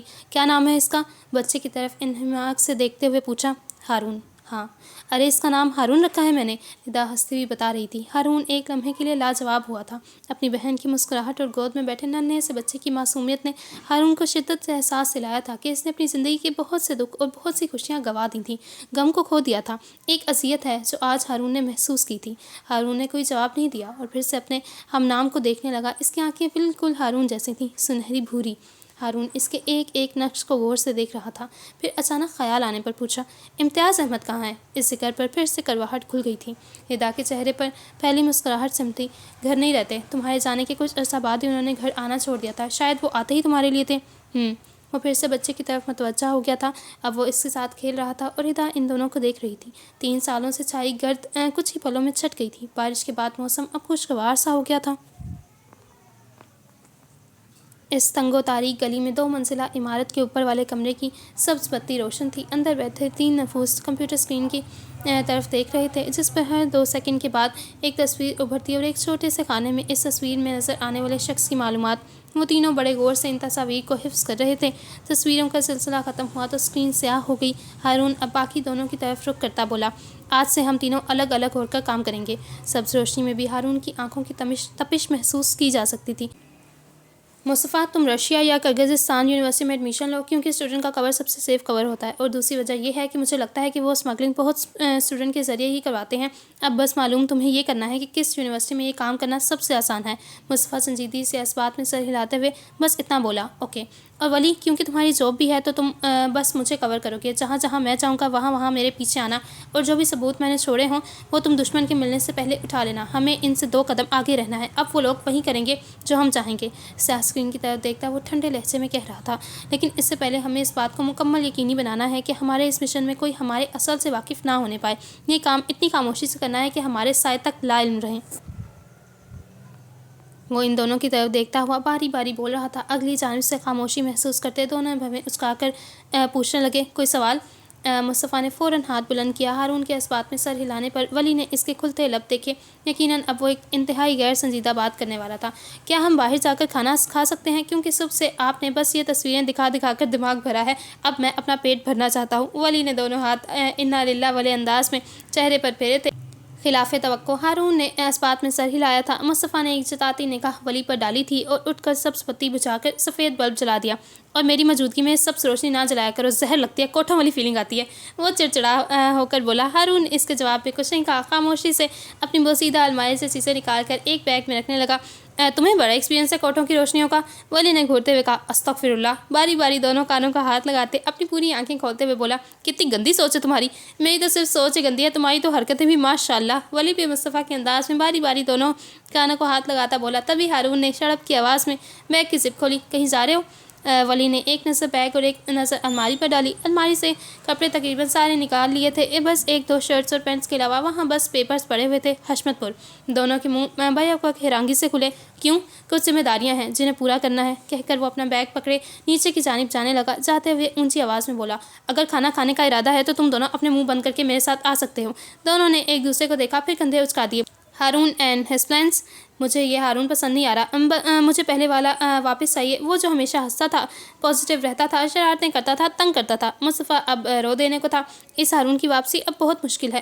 ایزر والے واقعے کے بعد فاروق صاحب کی وفات سے اس نے اپنی ساری شوخی ختم کر دی، اور اب جو اس کی زندگی میں ہو رہا ہے، مجھے نہیں لگتا ہارون کبھی کھل کر اپنی زندگی پہلے کی طرح دوبارہ جی سکے گا۔ ولی سر جھکائے یاسیت سے کہہ رہا تھا۔ یقیناً وہ بھی پرانے ہارون کو مس کر رہا تھا۔ اگر ایزر اس کی زندگی میں واپس آ جائے تو؟ مصطفیٰ نے ایک امید سے اس کی طرف دیکھا۔ ایزر ایزل اس کی محبت ہے، اگر وہ اسے مل جائے تو وہ پہلے جیسا تو شاید نہ ہو مگر مطمئن ضرور ہو جائے گا، اس کی مسکراہٹ واپس آ جائے گی، اس کی زندگی مکمل ہو جائے گی۔ ولی کہتا ہوا باہر کی طرف بڑھا تو وہ منع کیوں نہیں لیتا ایزل کو، کیونکہ اس نے ممانی سے وعدہ کیا تھا۔ ولی سیڑھیاں اترتا ہوا کہہ رہا تھا، مصطفیٰ اس کے پیچھے پیچھے ہی آ رہا تھا۔ کیسا وعدہ؟ یار نکاح والے دن جب ہارون نے خدیجہ ممانی سے وعدہ کیا تھا کہ وہ 5 سال تک ایزل سے نہیں ملے گا۔ کیا ہارون کا دماغ خراب ہو گیا تھا کیا؟ اس نے اس قدر زور سے کہا تھا کہ اپنی ہی دھن میں سیڑھیاں اترتا ولی ایک دم رکا۔ اسے اپنے بے اختیاری پر افسوس ہوا، اب وہ مصطفیٰ کو بتا چکا تھا جس کا ہارون کے سامنے ذکر کرنا بھی ہارون نے منع کیا تھا۔ وہ فوراً ہی مصطفیٰ کی طرف پلٹا۔ دیکھو مصطفیٰ، یہ بات کسی سے مت کرنا کہ میں نے تمہیں یہ بتایا ہے۔ وہ زندگی میں پہلی بار مصطفیٰ کے سامنے ملتجی ہوا تھا، مگر اس نے ایسا کیا ہی کیوں؟ مصطفیٰ کی حیرانگی کم نہیں ہو رہی تھی۔ پلیز مصطفیٰ، اپنا اسپیکر آہستہ رکھو۔ ولی کا بس نہیں چل رہا تھا کہ اپنی زبان خود ہی کھینچ لے۔ لیکن ایسا بھی کیا راز؟ مصطفیٰ بات کو سمجھو، ہارون کی پہلے ہی اتنے دکھ سے گزر رہا ہے، اس کے سامنے پرانی باتیں مت دہرانا۔ وہ ابھی تک اس گلٹ میں ہے کہ اس نے ایزل کو ہرٹ کیا تھا، اس کا مقصد جو بھی تھا، مگر وجہ وہی تھا۔ اس کی آنکھوں میں آنسو ہارون کی زندگی کا سب سے بڑا پچھتاوا ہے، اور پچھتاوے انسان کو کھوکھلا کر دیتے ہیں، جانتے ہو نا یہ بات؟ تو پلیز اس کے سامنے کوئی بات مت کرنا۔ ولی نے بس ہاتھ نہیں جوڑے تھے، ورنہ اس کی شکل صاف صاف ملتجی تھی۔ ٹھیک ہے، نہیں کرتا۔ مصطفیٰ کو بھی آخر اس پر ترس آ گیا۔ شکریہ۔ باہر اب ہارون کی آواز پر وہ دونوں بیک وقت سیڑھیاں اترنے لگے۔ ڈھابے کی لکڑی کی میز پر گرد وہ تینوں کرسیاں لگائے بیٹھے تھے۔ ولی اور ہارون پرسکون انداز میں کسی بات پر بحث کر رہے تھے، اور مصطفیٰ ان دونوں سے لا تعلق سا بیٹھا ایک بیزار نگاہ اطراف میں ڈال رہا تھا۔ اس کی سوچوں کا محو ایزل اور ہارون تھے۔ آخر کیا وجہ تھی؟ ہارون اپنی محبت کو چھوڑنے کے لیے تیار ہو گیا۔ اسے وجہ جاننی تھی، شاید وہ ہارون کی مدد کر سکتا تھا۔ اسے ہر حال میں وہ پہلے والا ہارون چاہیے تھا۔ تبھی جھنجھلا کر بولا، یار ادھر تو ایک اے سی بھی نہیں ہے۔ ہارون اور ولی اس کے تبصرے پر ایک دم اپنی گفتگو روک کر اس کی طرف دیکھنے لگے، ایسے جیسے اس کی بات سمجھ میں نہ آئی ہو۔ اسے کھلی فضا میں اے سی چاہیے تھا؟ عجیب، اپنی طرف دیکھتا پا کر وہ پھر سے بولا، میں نے منع بھی کیا تھا کہ کہیں اور چل کر کھاتے ہیں۔ آواز ہلکی تھی کہ نکھیوں سے ہاتھ میں کھانے کی ٹرے پکڑے خان کو آتا دیکھا۔ اس کے بال ہمیشہ کی طرح سلیقے سے سیٹ تھے، سب نیلی آنکھوں میں بھر بھر کر سرما ڈالے وہ ہنستا ہوا چلا آ رہا تھا۔ مصطفیٰ کی بیزاریت اس کی ہنسی دیکھ کر سوا ہو گئی، کیونکہ ہم جیسے غریب لوگ یہی افورڈ کر سکتے ہیں۔ آپ کو نہیں پسند تو آپ کسی 7 اسٹار ہوٹل میں جا کر اپنے امیر باپ کی کمائی اڑا سکتے ہیں۔ خان ٹیبل تک پہنچ چکا تھا۔ ولی نے اس کے ہاتھ سے کھانے کی ٹرے لے کر مصروف سے انداز میں مشورہ گوش گزار کیا تھا۔ ہارون البتہ ان کے معاملے میں زیادہ بولنے سے گریز ہی کرتا تھا۔ یہ تم مجھے میرے باپ کی کمائی کا تانا کس خوشی میں دیتے ہو؟ ڈاکٹر ہوں اور میرا ایک عدد اپنا برانڈ بھی ہے، تم یہ بات کیوں بھول جاتے ہو؟ مصطفیٰ کو واقعی برا لگا تھا، یاد رکھنا کبھی ضروری نہیں لگا، لیکن وہاں پرواہ کسی تھی۔ وہ اور ہارون کھانا شروع کر چکے تھے کہ کسی سوچ کے تحت اس نے خان کو آواز دی۔ جیسے ہی وہ مڑا، فضا میں ایک زوردار دھماکے کی آواز آئی۔ وہ تینوں ایک ساتھ ہی خان کی طرف بڑھے تھے۔ اس کی ملگجی سی قمیض میں خون کا رنگ شامل ہو رہا تھا۔ ان تینوں کے اس تک پہنچنے تک وہ زمین بوس ہو چکا تھا۔ ہارون نے جلدی سے اپنا پسٹل نکالا اور ادھر ادھر کرتا فائرنگ کرنے والے کو تلاش کرنے لگا، لیکن وہاں کوئی بھی ایسا نظر نہ آیا۔ مصطفیٰ جلدی سے کان کے قریب بیٹھا اس کی نبض دیکھنے لگا، پھر 2 انگلیاں ناک کے قریب کی، سانس چل رہا تھا مگر بہت آہستہ، رک رک کر۔ اسے فوراً ہسپتال لے جاؤ، ہارون پریشانی کے عالم میں مصطفیٰ سے کہتا، ابھی بھی اطراف میں دیکھ رہا تھا۔ اس کی نظروں کے سامنے کوئی کیسے یہ حرکت کر سکتا تھا؟ ولی کی مدد سے خان کو گاڑی میں بٹھا کر وہ اڑا لے گیا تھا، جبکہ ہارون اور ولی اپنے اپنے ڈپارٹمنٹ کو ہونے والے تازہ واقعے کے بارے میں بتانے لگے۔ تبھی ہارون نے سامنے کھڑے ایک ٹرک کے نیچے قدموں کا سایہ دیکھا۔ وہ بھاگ کر اس جانب گیا، ولی ہارون کے پیچھے بھاگا۔ جیسے ہی ہارون نے دوسری جانب دیکھا، وہاں 2 17-18 برس کے 2 نوجوان کھڑے تھے۔ ان کے ہاتھ کانپ رہے تھے، آنکھوں میں خوف اور وحشت تھی۔ ہارون کو وہاں دیکھ کر ان کے حواس گم ہو چکے تھے۔ اب تم لوگ مجھے شرافت سے بتاؤ گے کہ یہاں کیا ہو رہا ہے؟ ہارون نے پسٹل کا نشانہ ان دونوں پر باندھ رکھا تھا۔ اس کی آواز میں دہشت ٹپک رہی تھی، آنکھوں سے شعلے برس رہے تھے۔ ڈر کے مارے وہ دونوں ہکلانے لگے۔ ولی نے ان دونوں کی طرف غور سے دیکھا اور ہلکی آواز میں ہارون کے کان میں سرگوشی کی، ہارون یہ دونوں نشے کے عادت معلوم ہوتے ہیں۔ ہارون کی رگیں مزید تن گئی، تب تو ان کو مار ہی دینا چاہیے۔ ٹریگر پر اپنی گرفت مضبوط کرتا وہ سامنے کھڑے 2 لڑکوں کی روح تک کو لرزا چکا تھا۔ نہیں ہارون! ولی کے الفاظ منہ میں ہی دم توڑ گئے۔ جب وہ دونوں بیک وقت پیچھے کو دوڑنے لگے، تبھی ہارون نے ان میں سے ایک کی ٹانگ پر گولی چلائی۔ وہ درد کی شدت سے زمین پر گرتا چلا گیا، جبکہ دوسرا اپنے ساتھی کی حالت دیکھ کر گھٹنے زمین پر رکھ کر دونوں ہاتھ فضا میں بلند کرتا سرنڈر کر چکا تھا۔ ولی نے ماتم کناہ نظروں سے ہارون کی طرف دیکھا۔ ہارون کے تاثرات بتا رہے تھے کہ آج جو اسے روکے اس کی ماں اسے روئے۔ ہارون مضبوط چال چلتا ان کے پیچھے آیا۔ ایک لڑکا زمین پر گرا، اپنی زخمی ٹانگ پکڑے کراہ رہا تھا، اور دوسرا ڈر کے مارے کانپ رہا تھا۔ ولی زمین پر گرے لڑکے کا جا کر زخم دیکھنے لگا۔ ہارون نے دوسرے لڑکے کا گریبان پکڑ کر اسے قدموں پر کھڑا کیا۔ وہ کسی سوکھے پتے کی طرح ہارون کی مضبوط گرفت میں پھڑپھڑا رہا تھا۔ کس نے بھیجا تمہیں یہاں؟ ہارون اپنی آنکھوں کے شعلے اس کی روح میں اتارتا دھاڑا تھا، किसी ने نہیں۔ اس لڑکے کی آواز میں مشکل نکل رہی تھی۔ ہارون نے ایک جاندار تھپڑ اس کے چہرے پر مارا، دائیں ہاتھ سے اس کا جبڑا بھینچا۔ آخری بار پوچھ رہا ہوں، کس کے کہنے پر کیا ہے؟ میں سچ کہہ رہا ہوں، اس لڑکے کے ساتھ میری لڑائی تھی، گھٹی گھٹی آواز میں بول رہا تھا۔ ہارون نے ایک پسٹل اس کی کن پٹی پر مارا، خون کی ایک باریک سی لکیر اس کے سر سے بہنے لگی تھی۔ تمہیں شرافت کی زبان سمجھ نہیں آتی کیا؟ اس کی دھار پر سامنے لڑکے کی آواز آنے لگے تھے، جبکہ دوسرا لڑکا پہلے ہی بے ہوش ہو چکا تھا۔ بتاتا ہوں۔ ہارون کا ہاتھ ایک بار اور فضا میں اٹھتا دیکھ کر اس لڑکے نے بامشکل اپنے آواز بحال کیے تھے۔ ہم نہیں جانتے یہ لڑکا کون تھا، ہمیں بس اس کو مارنے کا کہا گیا تھا، اس کے بدلے ہمیں پورے 1 ہفتے کا پاؤڈر مفت میں دینے کا وعدہ کیا گیا تھا۔ کون تھے وہ لوگ؟ ہارون کی گرفت اب اس پر ڈھیلی ہو چکی تھی۔ وہ ہم نہیں جانتے، بس ہم پاؤڈر خریدتے ہیں۔ اور کیا جانتے ہو؟ ہارون نے ایک جھٹکے سے اسے سوڑا، اپنا پسٹل پینٹ میں رسنے لگا۔ کچھ نہیں ہے، بس یہ کہ انہوں نے کسی اور کو 2 لڑکوں کو مارنے بھیجا تھا۔ وہ اٹک کر بول رہا تھا۔ جو سنا وہ ایک لفظ بتاؤ۔ ہارون کی گھوری پر اس نے تھوک نگلا اور جلدی سے بولا۔ اور ساتھ کہہ رہے تھے کہ یہ ڈی سی اور وکیل مر جائے تو کام ختم ہو جائے۔ ہارون کے چلتے ہاتھ رک گئے تھے۔ ولی کو اپنی سماعتوں پر یقین نہیں آیا تھا۔ شیری خالہ، بھائی! دونوں کے قدموں سے بیک وقت زمین سرکی تھی، ان دونوں کی جان خطرے میں تھی۔ وہ تیزی سے اپنا موبائل نکال کر شہید کے نمبر ڈائل کرنے لگا، مگر وہ آؤٹ آف ریچ آ رہا تھا۔ تب تک ولی کی پولیس اہلکار بھی آ گئے تھے۔ ان دونوں لڑکوں کو ان کے حوالے کر کے وہ دونوں ایک گاڑی کی طرف بڑھے جو ان کی پولیس ٹیم ہی ساتھ لائی تھی۔ اس وقت کہاں ہو سکتے ہیں؟ ہارون نے اپنے موبائل سے گوگل میپ نکالا۔ صبح میری بات ہوئی تھی تو وہ مانسہرہ سے نکل چکے تھے اور وہ بھائی بھابھی کو سری کوٹ لے جا کر سرپرائز دینا چاہ رہے تھے۔ ولی رئیسی آواز میں بولتا ہوا گاڑی کو روڈ پر ڈال چکا تھا۔ ہمیں جلد پہنچنا ہوگا وہاں۔ ہارون نے ساتھ میں ہی شہربانوں کا نمبر ڈائل کر کے فوراً کان کو لگایا، مگر وہ مصروف تھا۔ ہارون نے بے چینی سے نمبر دوبارہ ملایا، 1 بار 2 3 بار، مگر وہ مصروف جا رہا تھا۔ غصے سے اس نے ہاتھ ڈیش بورڈ پر مارا۔ اس کا رابطہ کرنا بہت ضروری تھا۔ کتنے دنوں بعد یہ پرسکون سفر کرنا نصیب ہوا، اللہ کا شکر ہے۔ شہربانو کار کی کھڑکی سے باہر جھانکتی بول رہی تھی۔ شہید کے چہرے پر ہلکی سی مسکراہٹ رنگ گئی۔ صحیح کہہ رہی ہو، باہر ہلکی برف باری ہو رہی تھی۔ ایک طرف بلند پہاڑ اور دوسری طرف گہری کھائی۔ سڑک کافی کشادہ اور سنسان تھی، بلکہ وہ پورا علاقہ ہی سنسان تھا۔ پہاڑ کی جانب جنگل تھا جس میں موت کا سا سناٹا تھا۔ شہربانو کھائی والی جانب بیٹھی تھی۔ شہید مسرور سا ڈرائیو کر رہا تھا۔ شہربانو نے گردن گھما کر اس کی جانب دیکھا۔ خیر ہے، بڑا چہکا جا رہا ہے۔ اچھا چلیں، اب بتا بھی دیں نا کہ کہاں جا رہے ہیں ہم؟ 3ری بار پوچھ رہی ہوں آپ سے۔ سرپرائز ہے بیگم، آپ کے لیے وہاں جا کر ہی پتہ لگے گا، اب دوبارہ مت پوچھیے گا۔ شہربانو مسکرا کر سر نفی میں ہلانے لگی۔ شہید کی مسکراہٹ گہری ہوئی۔ سوچ رہا ہوں ریٹائرمنٹ لے لوں اور فرصت سے تمہارے ساتھ اس طرح کے سفر کیا کروں۔ ہلکی سی برف باری، یہ خاموش سی سڑک، میرا اور تمہارا ساتھ، ایسے لگتا ہے جیسے جنت میں آ گیا ہوں۔ سیدھا کہیں کہ اب کام چور ہو گئے ہیں، بلکہ یہ کہیں کہ بوڑھے ہو گئے ہیں۔ شہربانو نے چڑھاتے ہوئے اپنا رخ پھر باہر کی جانب کر لیا۔ دور کسی دوسرے پہاڑ پر بنی ایک سڑک نظر آ رہی تھی۔ ایسے لگتا تھا جیسے سبزے میں کسی نے سرمئی لکیر کھینچ دی ہو۔ توبہ بیگم، کہاں سے بوڑھا لگتا ہوں میں آپ کو؟ بمشکل ابھی تو 35 کا ہوا ہوں۔ حیرت سے شہربانو کی طرف دیکھتے ہوئے کہا۔ کتنا برا لگتا ہے جب آپ کو بوڑھا کہا جاتا ہے، کیا آپ نے کبھی بوڑھے نہیں ہونا؟ ہنسی ضبط کرتے ہوئے وہ اب مکمل رخ شہید کی جانب کر گئی تھی۔ جی نہیں، مجھے نہیں ہونا بوڑھا، آپ کو مبارک ہو بڑھاپا۔ شہید اب سڑک پر نسیں جمائے چڑا ہوا لگ رہا تھا، جبکہ شہربانو اس کی حالت سے محسوس ہو رہی تھی۔ کچھ دیر کی خاموشی کے بعد شہربانو نے نرمی سے شہید کا ڈرائیو کرتا ہاتھ تھام لیا۔ شہید نے بغیر کچھ کہے اس کا ہاتھ اپنی مضبوط ہاتھ میں قید کر لیا اور دوسرے ہاتھ سے خاموشی سے ڈرائیو کرتا رہا۔ جانتا تھا اب وہ کیا کہنے جا رہی تھی۔ مجھے معاف کر دو شہید، میں تمہیں اولاد نہیں دے سکی۔ آواز میں ہلکی سی نمی تھی۔ شہید اس کی جانب دیکھ نہیں سکا۔ شہربانو کی آنکھوں میں آنسو کہاں برداشت ہوتے تھے۔ مجھے معاف کر دو بانو، اگر میں تمہیں یہ یقین نہیں دلا سکا کہ مجھے ہر چیز سے زیادہ عزیز تمہارا ساتھ ہے۔ شہربانو کے ہاتھ پر گرفت ہلکی سی مضبوط تھی۔ کچھ لمحے پھر سے خاموشی کی نظر ہو گئی تو شہید نے ایک طرف گاڑی روک دی اور رخ شہربانو کی جانب کیا۔ ایک ہاتھ سے ابھی بھی اس کا ہاتھ تھام رکھا تھا، دوسرے ہاتھ سے اس کا چہرہ تھام کر اس کے رخسار پر بہنے والے آنسو صاف کیے۔ کیا یہ اللہ کی قدرت نہیں ہے کہ جس کو چاہے اولاد دے اور جس کو چاہے بے اولاد رکھے، جس کو چاہے بڑھاپے میں اولاد دے دے؟ یہ تو اللہ کے کام ہے شیری، ہم کسی کو اس کا ذمہ دار کیسے ٹھہرا سکتے ہیں؟ تم لوگوں کی باتوں کو دل پر لگانا آخر چھوڑ کیوں نہیں دیتی؟ وہ نرمی سے اس کے گال سہلا رہا تھا۔ شہربانو آنکھیں بند کیے کچھ دیر یوں ہی بیٹھی رہی۔ میرے لیے تمہارا ساتھ زندگی کی ہر چیز سے زیادہ ضروری ہے بانو، ہر چیز سے۔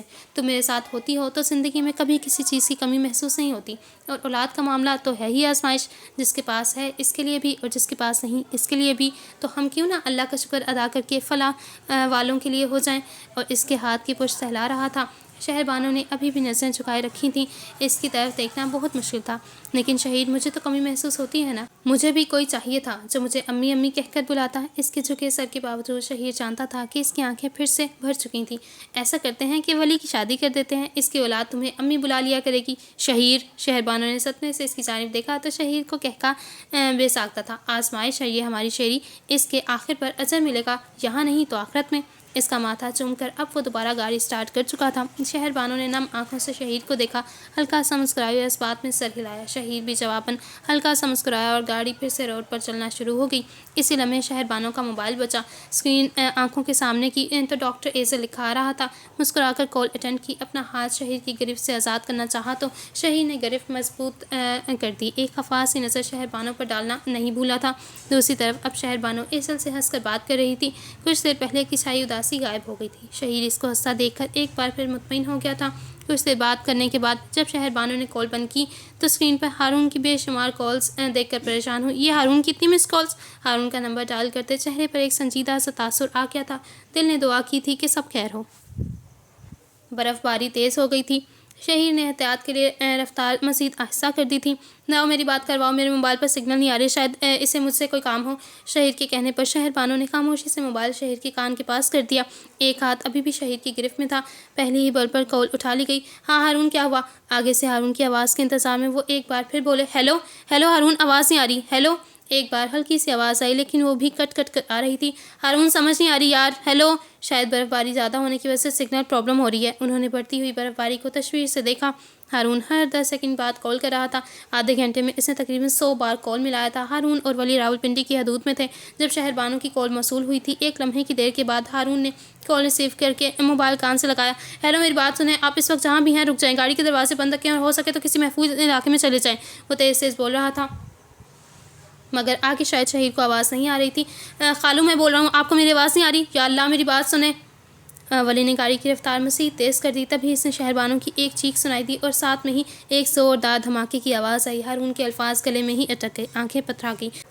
ولی جلدی چلاؤ پلیز، بہت دھیمی آواز میں اس نے کہا تھا مگر ولی کی سماعتوں نے سن لیا تھا۔ اسٹیئرنگ پر گرفت مزید سخت ہو گئی، ایکسیلیٹر پر دباؤ بڑھا۔ ہارون نے فون ابھی بھی کان سے لگا رکھا تھا، اس میں ہلکی ہلکی آواز آ رہی تھی۔ اس نے سننے کی کوشش کی، وہ شہر بانو کی آواز تھی۔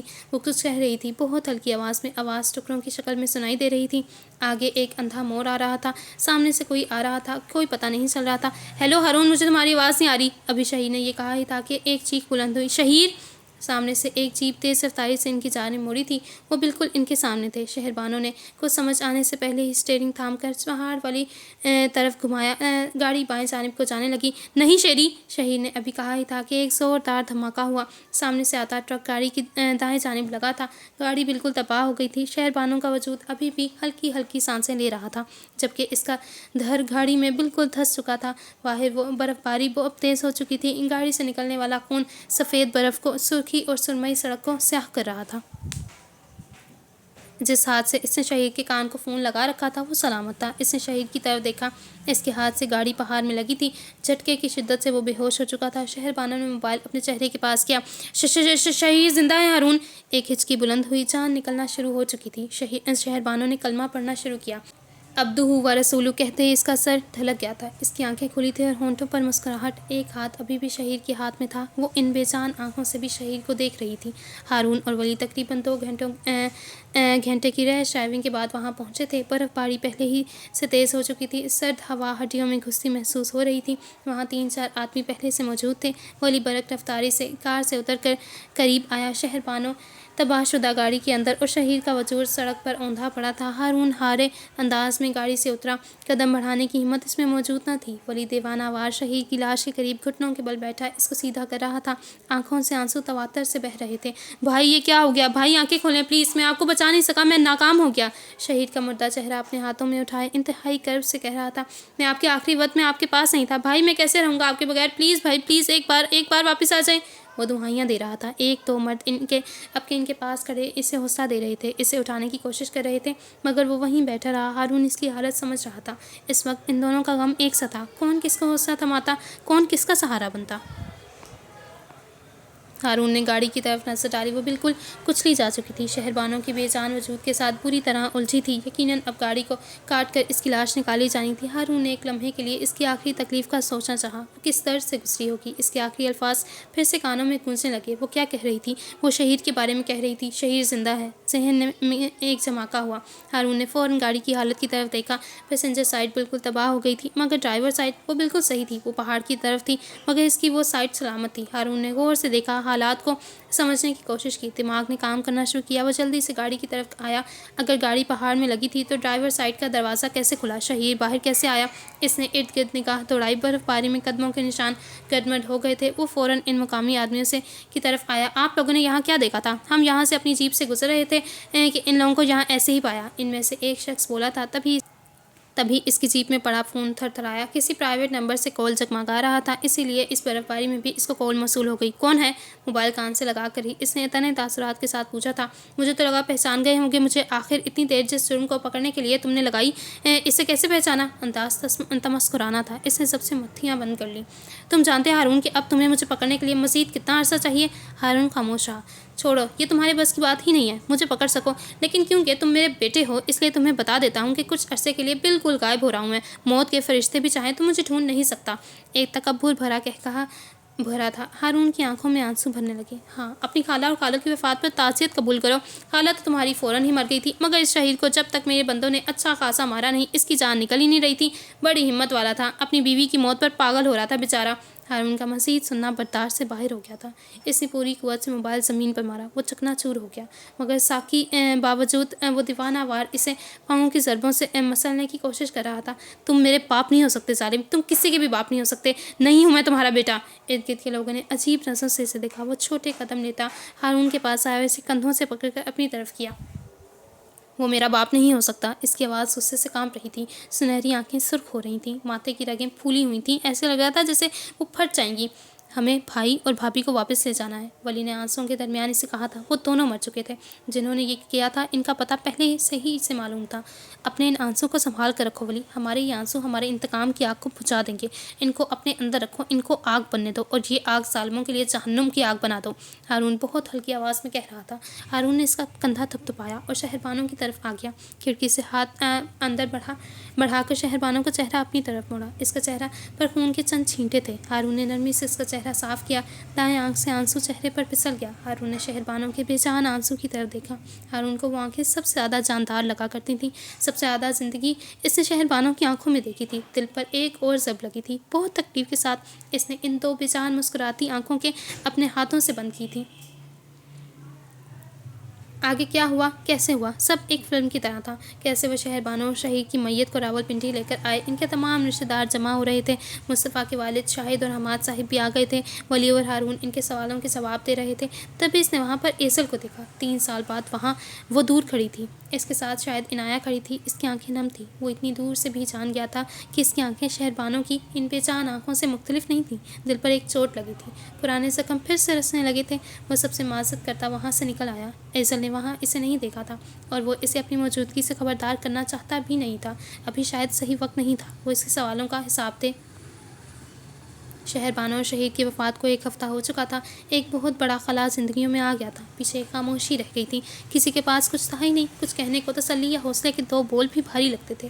آج وہ خان سے ملنے آئے تھے۔ وہ اس دن سے ہسپتال میں ہی تھا، مگر کسی کو کانوں کان خبر نہیں ہوئی تھی۔ اسے بہت ہی خاموشی سے رکھا گیا تھا، لیکن ہر جگہ یہی محسوس کروایا جا رہا تھا کہ خان مر گیا ہے۔ وہ لوگ غم میں تھے، لیکن حواس سلامت تھے۔ اب مزید کسی کو جان کے خطرے میں نہیں ڈال سکتے تھے۔ کیسے ہو خان؟ مصطفیٰ ساتھ بینچ پر بیٹھتے ہوئے بولا۔ ہارون نے بس ایک مسکراہٹ اچھالی تھی اور ولی وہ کمرے میں موجود شیشے کے پار دیکھنے میں مصروف تھا۔ سامنے سڑک پر ٹریفک رواں دواں تھی، مگر اس کا شور یہاں تک نہیں آ رہا تھا۔ ہم تو ٹھیک ٹھاک ہے صاحب، مضبوط جان ہے، اتنا جلدی تم کو چھوڑ کر نہیں جائے گا۔ وہ تکیوں کے سہارے ٹیک لگا کر نیم دراز سا لیٹا ہوا تھا۔ آنکھوں کے گرد ہلکے خشک لب اور نڈھال وجود بخوبی بتا رہے تھے کہ وہ کتنا ٹھیک ٹھاک ہے۔ اس حادثے نے اس کی جسمانی اور ذہنی صحت کو کافی متاثر کیا تھا۔ ماشاء اللہ میرا بہادر شیر، ہارون نے ایک تھپکی دی تھی۔ ہم کو بہت افسوس ہوا تیری خالہ کا ہارون بھائی۔ اس کے چہرے پر نکاحت کے ساتھ ساتھ اب حقیقتاً دکھ ابھر آیا تھا۔ اس فکر سے سب کے دل ایک بار پھر ڈوب گئے۔ تکلیف پھر سے ہونے لگی۔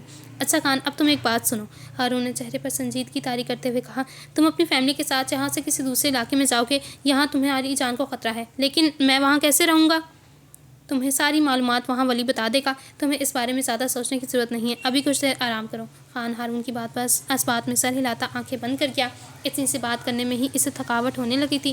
مصطفیٰ نے پیار سے اس کی جانب دیکھا۔ وہ بہت خوبصورت بچہ تھا، لیکن سر پر باپ نہ ہونے اور کندھوں پر ماں اور بہنوں کی ذمہ داری نے اس کو اس کی عمر سے زیادہ بڑا کر دیا تھا۔ غریبوں کا مسئلہ یہ ہے کہ کھیلنے اور سیکھنے کی عمر میں انہیں زندگی سے لڑنا اور جیتنا پڑتا ہے۔ کچھ دیر تک وہ تینوں خاموش رہے۔ خان تب تک گہری نیند سوتا رہا۔ مصطفیٰ اور ولی میری بات سنو، ہارون کھڑا ہوتا ہوا بولا۔ ولی اور مصطفیٰ اپنی اپنی سوچوں سے نکل کر اس کی طرف متوجہ ہوئے۔ ہم اب وہی کریں گے جو ہم پہلے کرنے والے تھے، ہمارا پلان بالکل نہیں بدلے گا۔ مصطفیٰ، 1 ہفتے کے اندر تم کرغزستان چلے جاؤ، اور ولی تم اپنے ڈپارٹمنٹ کی مدد سے اور اپنے مخصوص ذرائع سے پتہ کرواؤ کہ ہماری خبریں باہر کیسے پہنچ رہی ہیں، وہ لوگ خان تک کیسے پہنچے۔ ہارون ہلکی مگر سنجیدہ آواز میں کہہ رہا تھا۔ ولی اور مصطفیٰ نے دونوں نے اس بات میں سر ہلا دیا۔ اور میں اب حشمت پور جاؤں گا۔ سب کو ایسا تاثر دینا ہے کہ یہ مشن ختم ہو چکا ہے۔ جب تک وہ دوبارہ سے اپنے کام کی طرف واپس نہیں آتے، اب تک کچھ عرصہ غائب رہے گا۔ ہارون اب آگے بول رہا تھا۔ کوئی اگلا لائحہ عمل، کوئی اگلا منصوبہ۔ وہ دونوں غور سے سن رہے تھے۔ ہارون کی بھوری آنکھوں میں قہر تھا۔ اسی طرح ان کی اس خاموش جدوجہد کو 2 سال گزر گئے، جب اچانک سے پھر سے 3 بچے غائب ہو گئے تھے۔ ہارون نے فوراً سے پہلے ایکشن لیا تھا اور آج وہ اپنی منزل کے بے حد قریب پہنچ چکا تھا۔